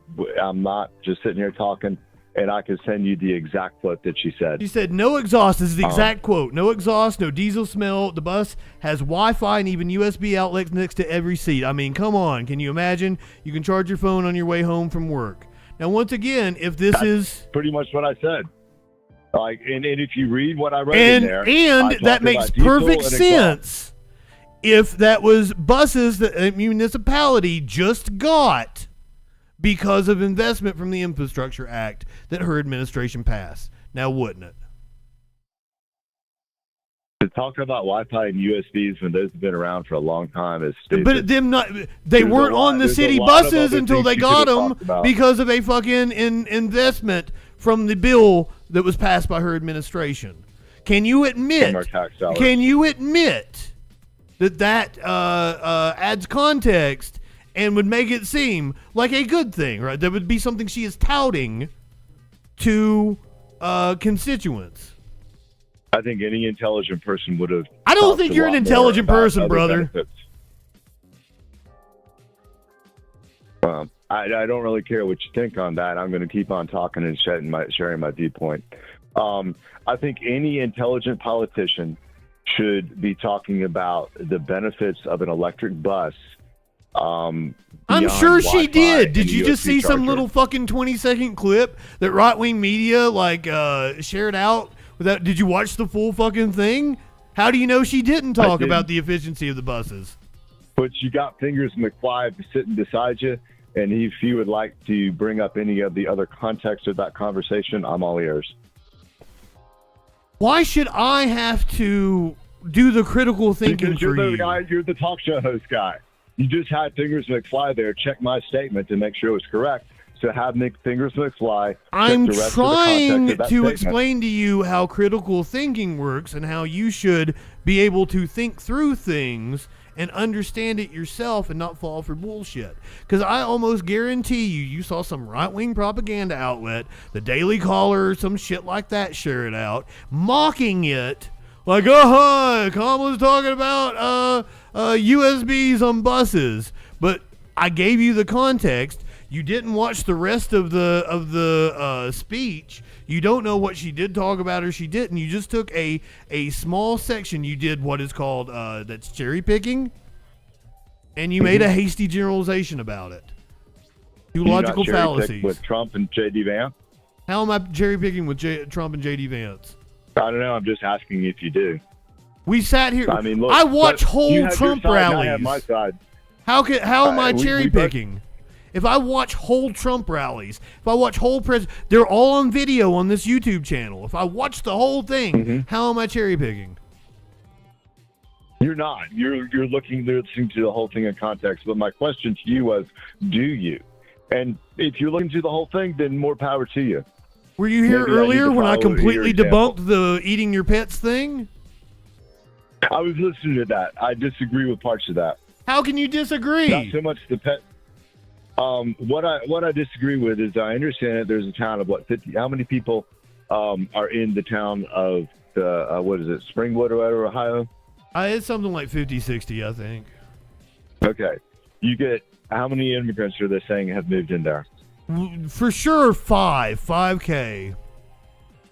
5,000. Okay. And that's where on my journey of really where I'm trying to find out truth. I'm trying to find out, is my side full of BS as much as I think your side is full of? How is my side full of BS? Look, both of our sides are full of BS. No. They have truth and they have BS. No. You cannot tell me that your democratic ideas. Well, I'm not are a Democrat. I'm a leftist. Yours is no. You're okay, leftist, whatever. But I'm a rightist. You're a leftist. No, you're a dumb but you fuck. cannot tell me. You call me whatever name you want, but I still want to communicate my ideas to you. Well, at least you're not a snowflake like most dumb fuck right wingers. Okay. Hey, man, I'll never grow if I don't face this kind of thing head on. Okay, and I love that you're seek willing to truth. grow, but you told me that you listen to podcasters all the time, and you noticed what I said to you, right?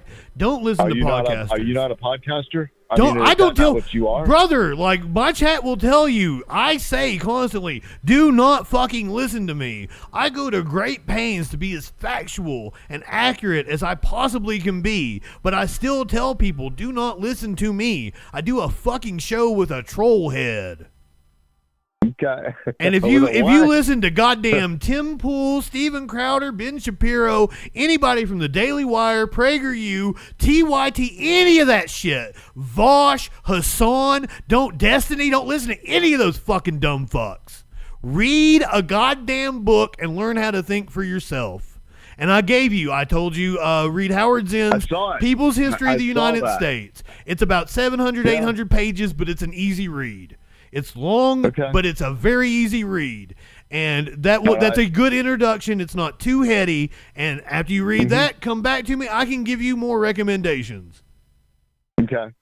Join our Discord. They'll give you recommendations in there. But internet grifters, people like Tim Pool, they're not doing journalism. They're telling their audience what they want to hear. Because the more they confirm their audience's biases, the more money they make. That's why Tim Pool's a multimillionaire.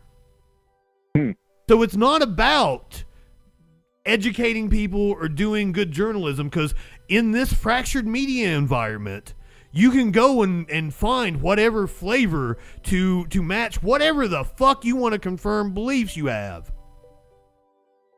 Right? You know, man, you make sense. You goddamn right I do. On that one, if you're in the media business and you want a good listening, you have people's ideas and you just reverberate their ideas to them and you get a bigger following and you make more money. But there are a few people out there like me that will question their ideas, that will question what they really believe. You keep saying that you're questioning, but like you weren't talking to me in a way that was inquisitive. You were trying to argue with me about shit that was just right-wing talking points. I have my ideas, and I'm laying them out, and I'm giving you the opportunity to communicate your ideas to them, and then I have to go, maybe my ideas are wrong, but I'm not going to just roll over and go, all right, Justin, all of a sudden I believe everything you believe. Well, I don't want you to believe. I wouldn't expect you to believe everything I believe. I want you to have critical thinking skills so that you don't fall for bullshit. And critical thinking means we have to weigh several viewpoints, which is why I'm talking to you. No, that is not what critical thinking is. It is learning how to apply the rules of logic so that you don't fall for nonsense, man. That's what I told you about the logical fallacies, man. The reason why I didn't fall for your trap is that you had a loaded question. You were trying to evoke some kind of response for me. I never fall for that shit because I always go back to the framing that I want to talk about. Okay. So you want to bring up electric vehicles, and I talked about the advocacy that my side has done for electric vehicles. Okay. I love the idea of alternative energy. I mean, man, I get more excited about insulation in my house than a nice countertop. Hey, man, that's awesome. I get excited about putting trees around my house so that I don't have to run my AC as much. I can tell you that if I go up on my roof where the sun hits, it's 150 degrees. And if I put a little legal-sized pad over that meat thermometer, it drops to 120 degrees, which tells me if I put trees around my house, I don't have to spend as much in my power bill. Absolutely. I love the idea of efficiency and energy saving. Yeah. However, Republicans I do don't. not think. I'm a Republican, so not all of us are like that. But I do not think that electric cars at this point make very much sense. I'm indifferent on electric cars, to be honest with you. I mean, like, the solutions that we face going forward, you know, we have to have a mix. No one thing is a magic bullet, right? So it has. We have to invest in wind. We have to invest in solar and even nuclear. And like my thing with nuclear is I don't trust one government. I definitely don't trust any corporation to do it. But if we had some sort of world organization that's a cooperative between multiple governments, I think we could pull it off. Okay. All right. Well, but the problem, yeah, the like problem this- with our current discussion about energy needs is that there politicians on both sides, not just the Republicans, but wholly the Republicans and a good portion of Democrats like Joe Manchin and Kyrsten Sinema are bought and paid for by the fossil fuel industry and the fracking industry. Okay. Look, I love gasoline. I love diesel. I think That's a fossil weird fuels thing are to the coolest say. thing in the world. Man, think about what our world would be without it. I love gasoline. It's just a tool, man. It is. Just like electric energy is just a tool. Yeah, that's And not a whenever thing they to have love or smart hate. electric power, I love that too. That's not a But- thing to love or hate.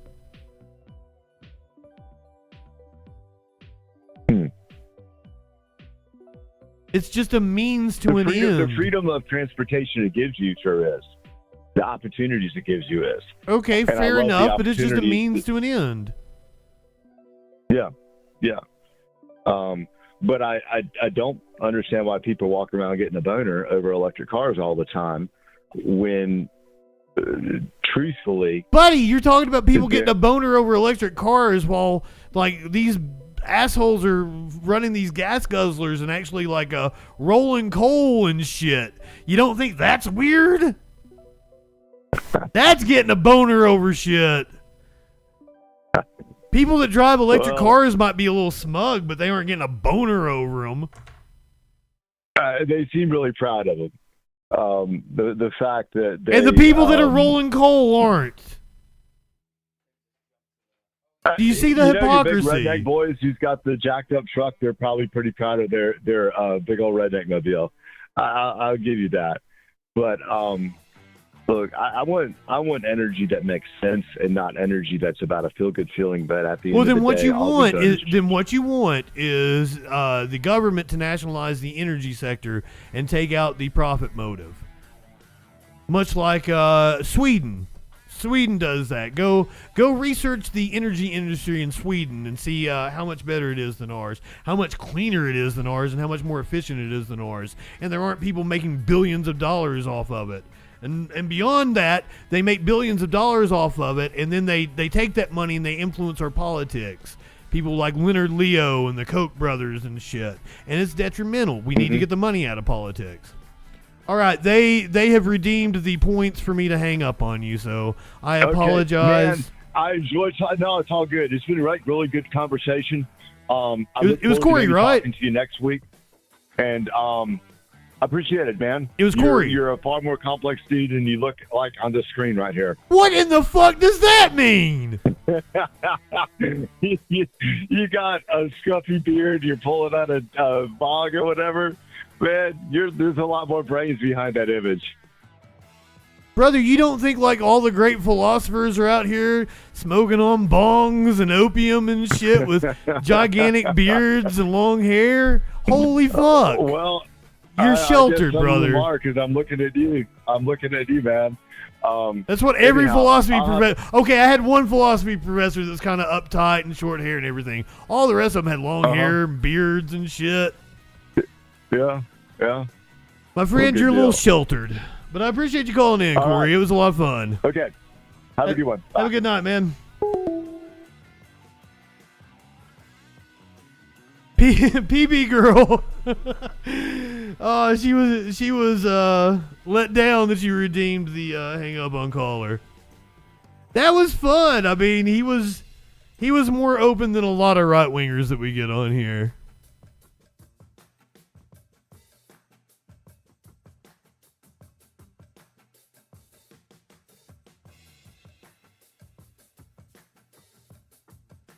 Where'd we leave off? Oh, we're doing grime.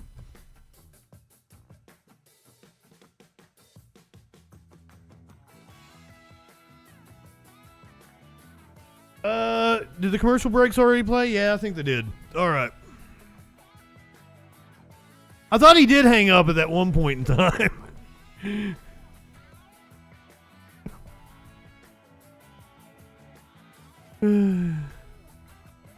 Smarter than I look. Mama!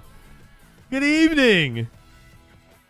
Mama Az has arrived. Anybody else sneak in on me? Terry! I think I haven't given you a salutation since you've been back. I think I saw you earlier. Nathan, my friend. Dip. I gotta go refill my drink. I've got cotton mouth like a motherfucker right now. I'm gonna set up this next story. If you don't like the crime stories, that's what we're doing next. But none of them are all that graphic, I don't think. This was a murder trial for a rapper, but like the murder is not the main story here. So I'm gonna go ahead and hit the content warning though anyway.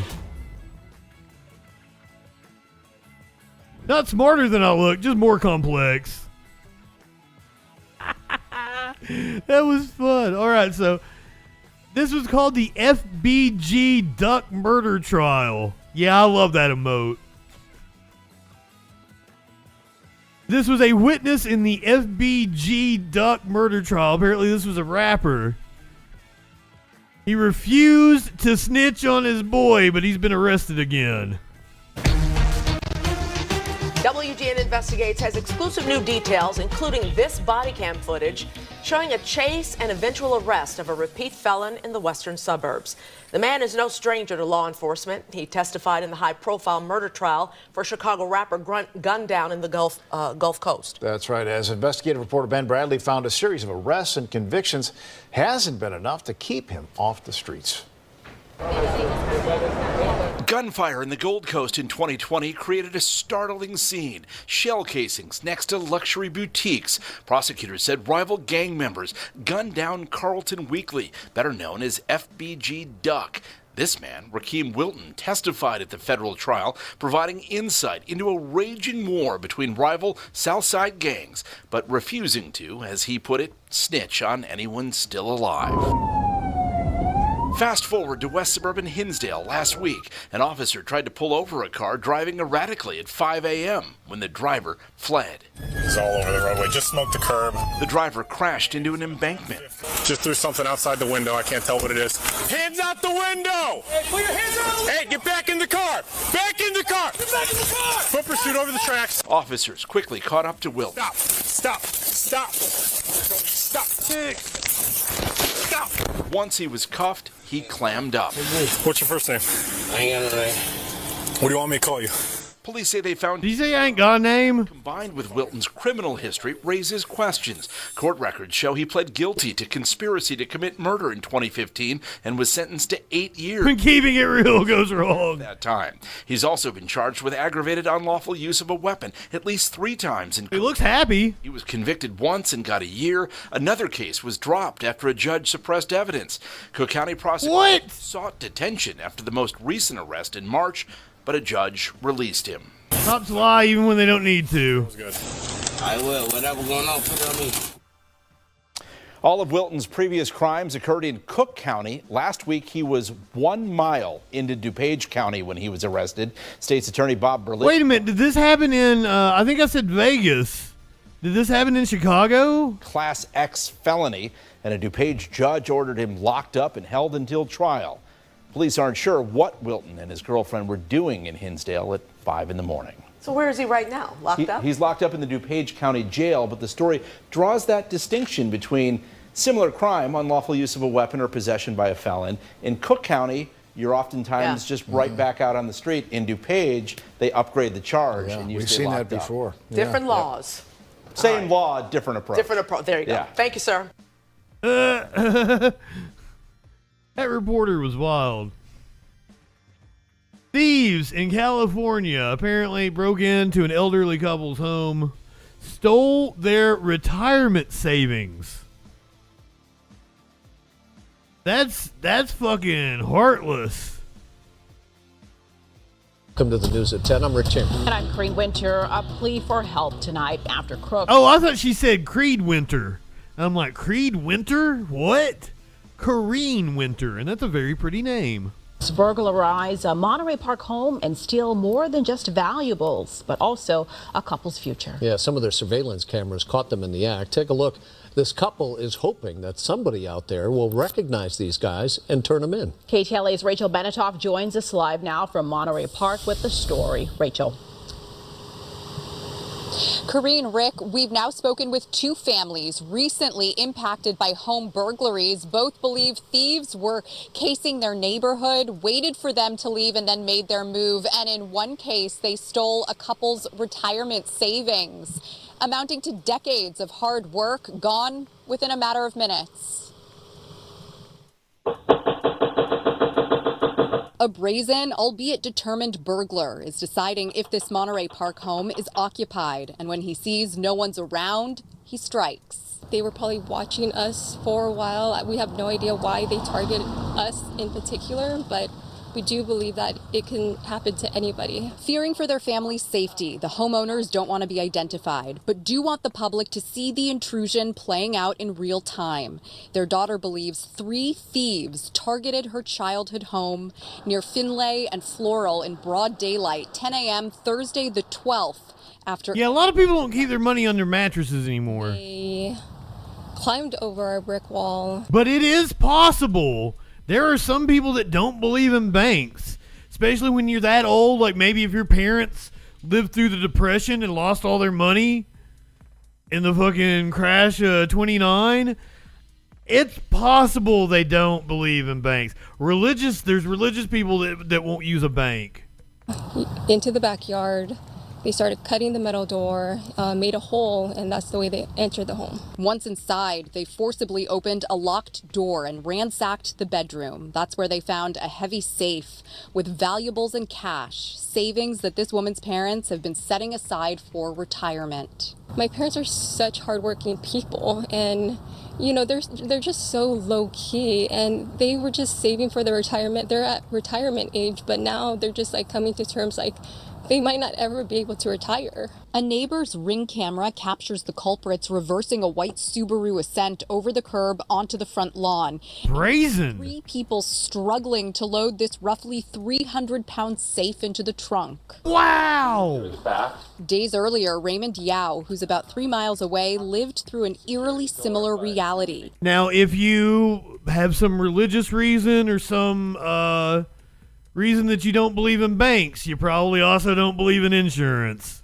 He was out to lunch and noticed on his puppy cam 2 masked men rummaging through his house, making off with a designer purse, cash, and most precious of all, his wife's wedding ring. That day was one of the days of the heat wave, so I believe something to keep out for in the future is someone wearing just hoodies and baggy clothes when it's 100+ degrees outside. The 2 would-be burglars also entered through a backsliding door. Yao says they took a lot more than just personal items. Worst after effects aren't the material goods because those can be replaced, but it's a sense of safety, peace of mind, and we kind of live with the sense of paranoia that what if it happens again? Is it going to happen again? Now, we don't know whether or not these 2 cases are related. Monterey Park Police has a plethora of surveillance video from both scenes, but unfortunately, this has not produced any leads or updates at the moment. Anyone who might have been in the area at the time of the burglary or who has additional information can and should give them a call. We're live in Monterey Park tonight. I'm Rachel Menetoff, KTLA 5 News. Back to both of you. All right, Rachel, thanks so much for that update. Well, Joey, I didn't say their parents were still alive at 115. I'm saying if they were retirement age, they're what, 72, 73? They could absolutely have parents that lived through the Great Depression. Or probably grandparents that told them about it. And they don't trust banks because it's possible. It's possible. There are people out there. I've met them.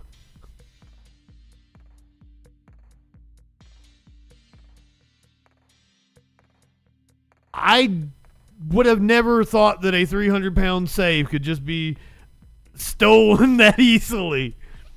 But hey, if you're determined. Now, how do you get that safe open? Do you have somebody, are you a professional crew? Do you have a safe cracker? Is there a can you weld it up? That's what I was getting ready to say. Can you weld it open? I was like, a blowtorch wouldn't do it. A welder might.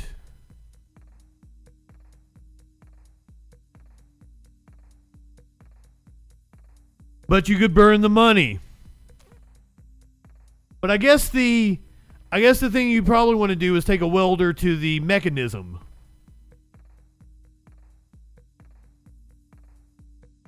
We go down to Florida, where apparently, have you guys heard? I'm amazed I haven't done a story about it yet, because it's a big moral panic that's going around. Have you guys heard about pink cocaine? Any of you had pink cocaine yet? Because apparently this supermodel, it just says model, it doesn't say supermodel. I shouldn't say super. It just says a model. This model apparently had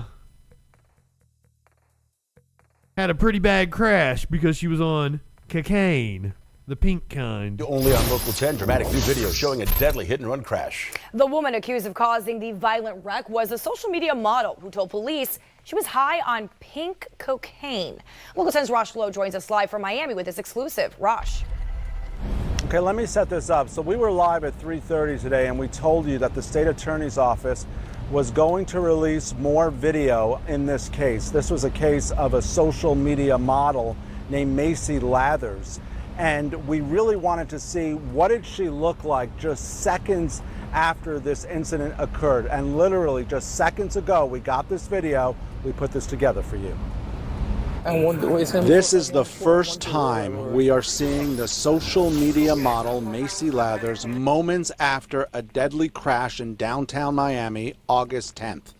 Let's watch and hear together.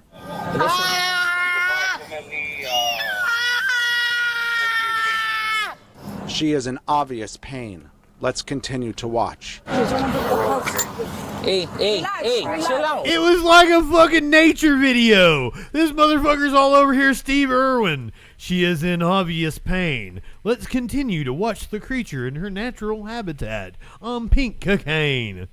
Media model Macy Lathers moments after a deadly crash in downtown Miami, August 10th.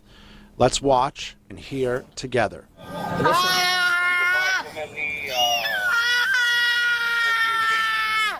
She is in obvious pain. Let's continue to watch. Hey, chill out. Murph, good evening. Chill out. Not in real life. This is literally moments after the crash. Abraham Ishmael, his fiancée Juanita Hernandez, and his friend Jesus Rubio driving on their way to work. You can see them here in the picture. Abraham is without the sunglasses. That's when cops say Macy Lathers, whose license had been suspended since January. That's the only pic you could get of her with her tit out?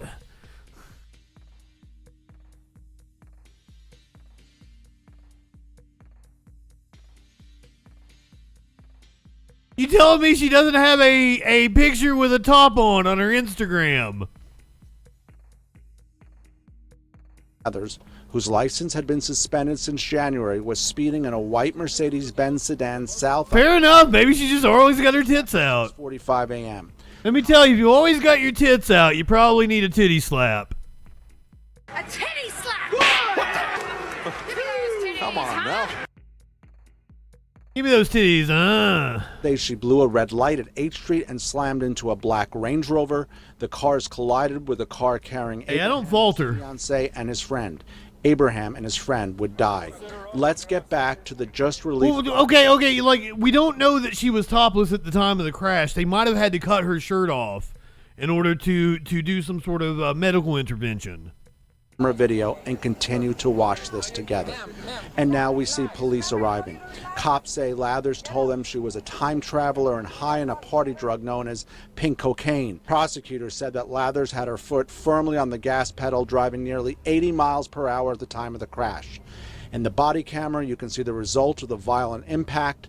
Lathers' car crushed, and you can see Lathers. They put her on a gurney. Jesus. Wind up in jail, facing a list of serious charges. Very dramatic video. There has been so much attention on this case, but when you are brought there literally seconds after and you see the suspect down there on the ground, a suspect who is now bonded out of jail, facing a whole bunch of charges. We have a bunch of video, and we'll bring you more video later on. It's usually a combination of MDMA, ketamine, caffeine, and mescaline. It was like some serious Hunter S. Thompson shit going on. I'm sad you're dead, Hunter. You would have loved pink cocaine.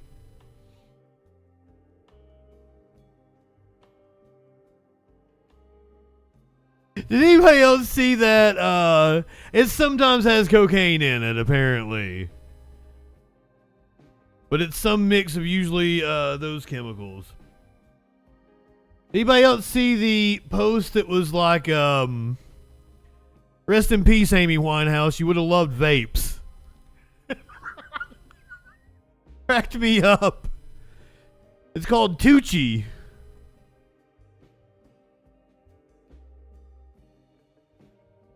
It sounds fun, maybe. I don't know. I don't know that I would want to mix. Because that's mixing an upper and a downer. That's speedballing.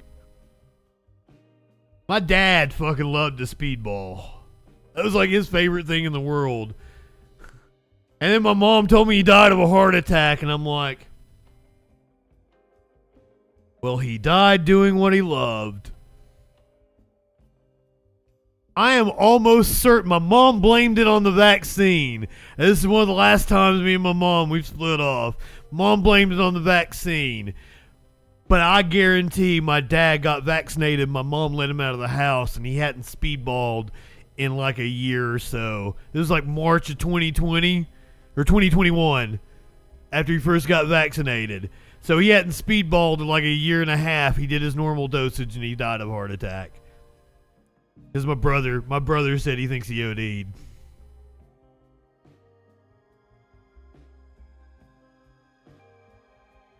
He died doing what he loved.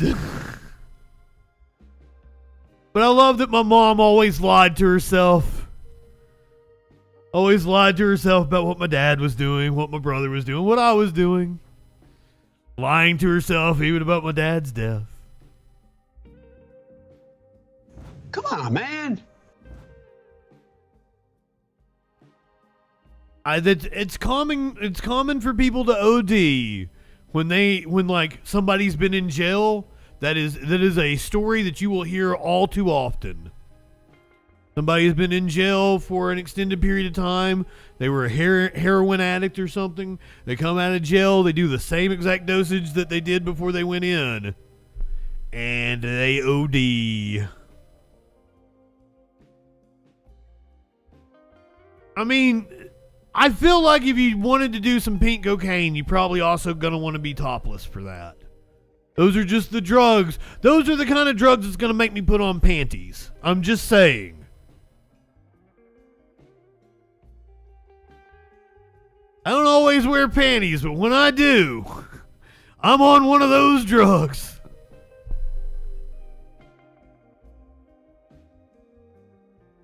Fuck yeah, tits out. Someone else who probably shouldn't have been driving while he was intoxicated was one Mr. Justin Timberlake, not bringing sexy back last Friday. Aw, Soup! Ask nice. I don't think you even have to ask nicely. I think you could be forceful, Soup. I think I might even like it better if you were forceful. I don't know. Here lately, I've been people taking charge on me like, am I into that? One Mr. Justin Timberlake reached a plea deal in his DWI case. So I don't know how many of you were in the courtroom and heard what I had to say in the courtroom, but I'll reiterate that and say this to you. Many of you have probably been covering me for a lot of my life. And oh, you narcissistic little bitch. You know, I try to hold myself to a very high standard. Do you? Myself. And this was not that. This was not that. I've heard your last couple albums. I found myself in a position where I could have made a different decision.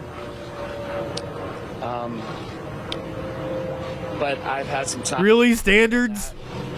And I also understand by, you know, the fact that all of you are here, that I have a platform, you have a platform, we share that platform.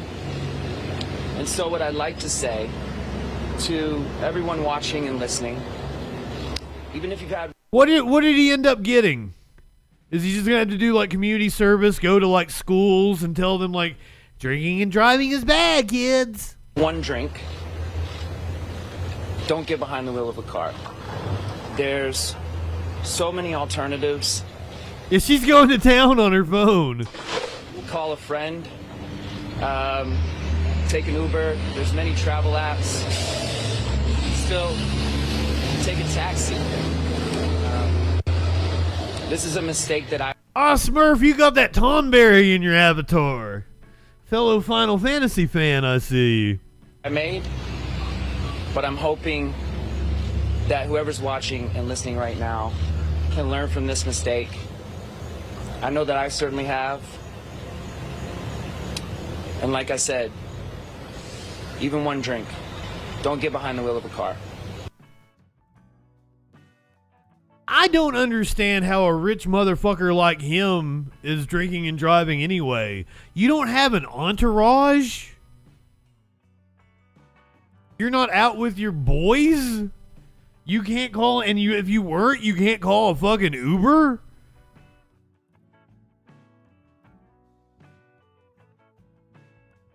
You rich as a motherfucker. Money was no object for you. It's not like you had to have your car back in the morning so you could drive to work or some shit like that.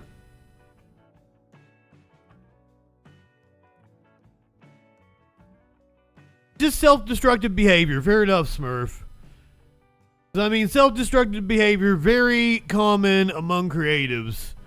I think we saw that play out on stage between one Mr.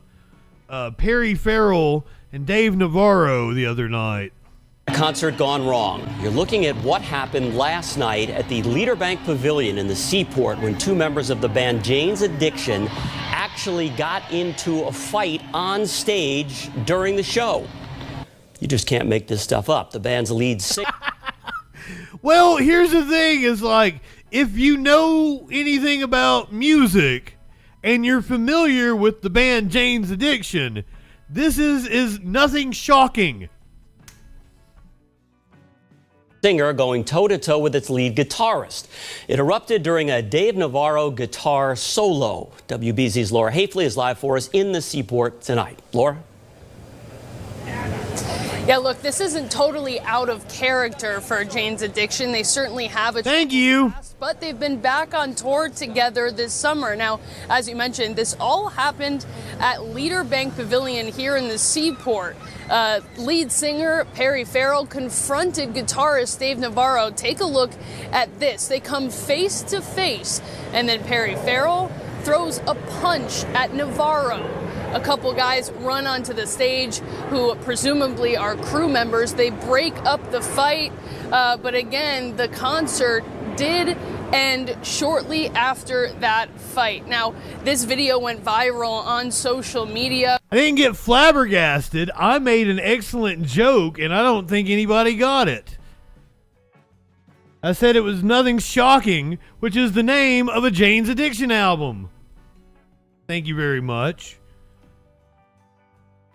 We've spoken to some young people here in the Seaport who didn't actually know who Jane's Addiction was until this video came out. Who did. saying again, the fight brings back memories of a band with a troubled past.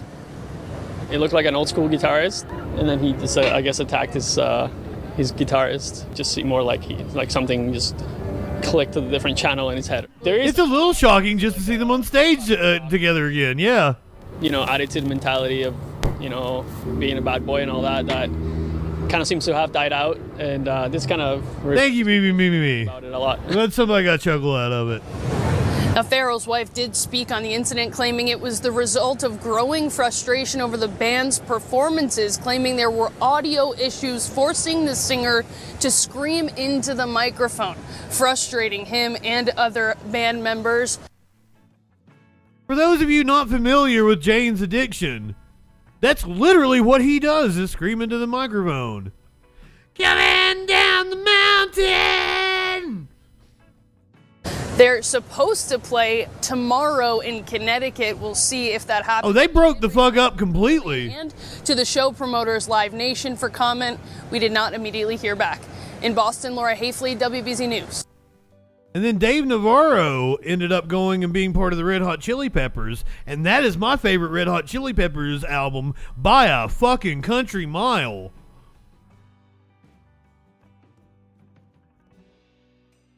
Hands down their best album.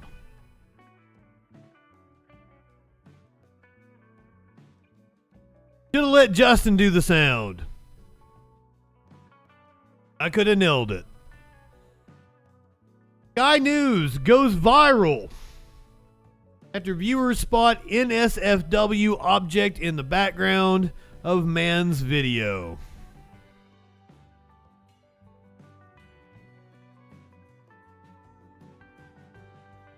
I would have just thought it was lotion or something.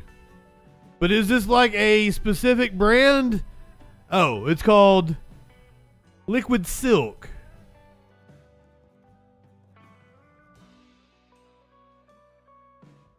Is it not going to load everything up for me?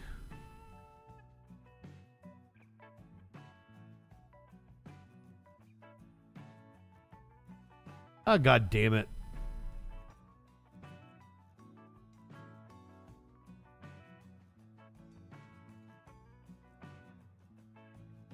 Oh, Simba, you say Love, Sex, Magic? Nope. Disagree. The Dave Navarro album. I thought it had the video on here. I was totally going to watch it. But apparently not. I ain't ready to wrap up yet. So we're gonna do this puppy video, and then we'll say goodbye to everybody else, and I'll hang out with Twitch for a little bit, and then I'll raid you guys over to Echoplex at the top of the hour. How's that sound? You want music, or you want to music and chat, or do you want to watch a car chase? Because we could always watch another car chase. I'm down for it. Meet Roger, the hero rescue dog. Roger never lacked enthusiasm on the job. Not even when it got him fired from the narcotics squad at age 1 for being the drug-sniffing dog that was too happy. Basically, he wanted to play all the time. Everyone has a different definition of what makes a good dog, says trainer John Lee, who recruited Roger's positive energy for search and rescue work. That first setback unleashed Roger on a whole new career path. Now at age 8, he's a search and rescue legend and local hero, and always up for a task. So here's a test. I'm going to climb into this hole to see if Roger can find me. Well, he got fired from his job as a police dog.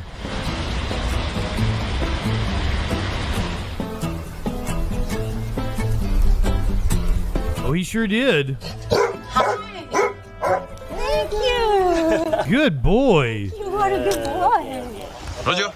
It was the best boy. Duty earlier this year when a deadly 7.4 magnitude earthquake hit eastern Taiwan.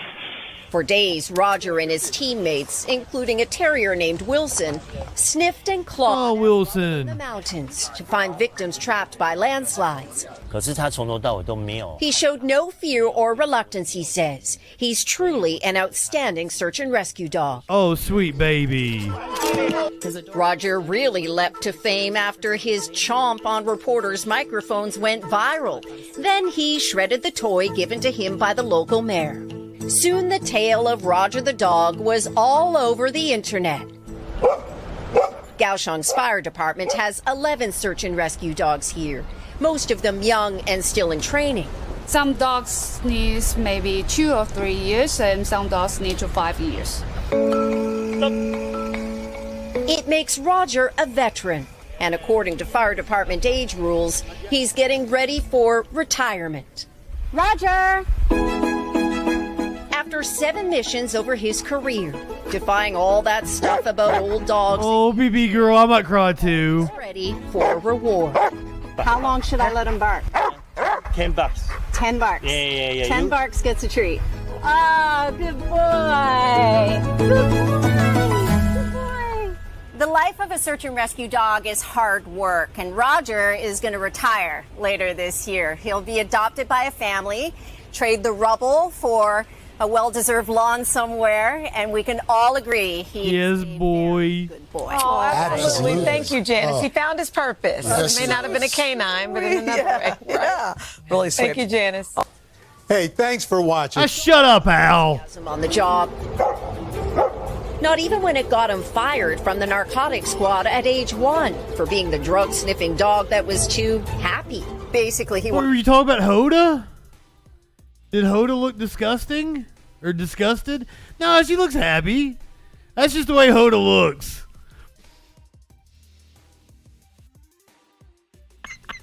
Fired from the narcotics squad at age 1 for being the drug-sniffing dog that was too happy. Basically, he wanted to play all the time. Everyone has a different definition of what makes Excellent thought, my friend. Who recruited Roger's positive energy. Welcome in. Rescue work.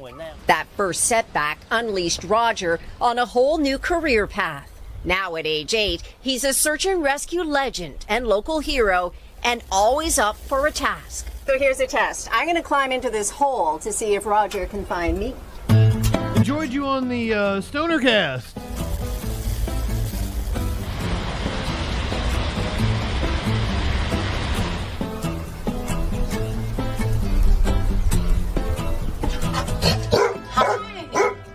Thank you. Thank you. What a good boy. Roger was the best boy earlier this year when a deadly 7.4 magnitude earthquake hit eastern Taiwan. For days, Roger and his teammates, including a terrier named Wilson, sniffed and clawed at rubble in the mountains to find victims trapped by landslides. You and I are going to have to go on together sometime. He says he's truly an I was on the last Stoner Cast. I still owe you a pop-in. I'll do my best to pop in on you sometime this week. His chomp on I kind of know when you're on now, so. Then he shredded the toy given to him by the local mayor. Soon the tale of Roger the dog. I want to be in the spaceship really bad. Kaohsiung's fire department has 11 search and rescue dogs here, most of them young and still in training. Some dogs need maybe 2 or 3 years, and some dogs need 5 years. It makes Roger a veteran, and according to fire department age rules, he's getting ready for retirement. Roger! Oh, you changing up your schedule? You changing up your graphics? Stuff about old dogs and new tricks, and always ready for a reward. How long should I let him bark? Congratulations on the new job. 10 barks gets a treat. If you're looking forward to it. If not, fuck that job. Take that job and shove it. The life of a search and rescue dog is hard work, and Roger is going to retire later this year. He'll be adopted by a family, trade the rubble for a well-deserved lawn somewhere, and we can all agree he is a very good boy. Oh, absolutely. Thank you, Janice. He found his purpose. It may not have been a canine, but in another way. Right? Yeah. Really sweet. Thank you, Janice. Hey, thanks for watching. Shut up, Al. Every weekday. If you're watching on YouTube or the podcast, we're going to say bye to you. If you're on Twitch, we're going to hang out for a little bit longer. So if you're YouTube or the podcast, go ahead, light one up, tip one back. It's all right to have a little fun before you hit the sack. I'm JustinFREAKIN. We'll see you tomorrow night on the Troll Patrol live.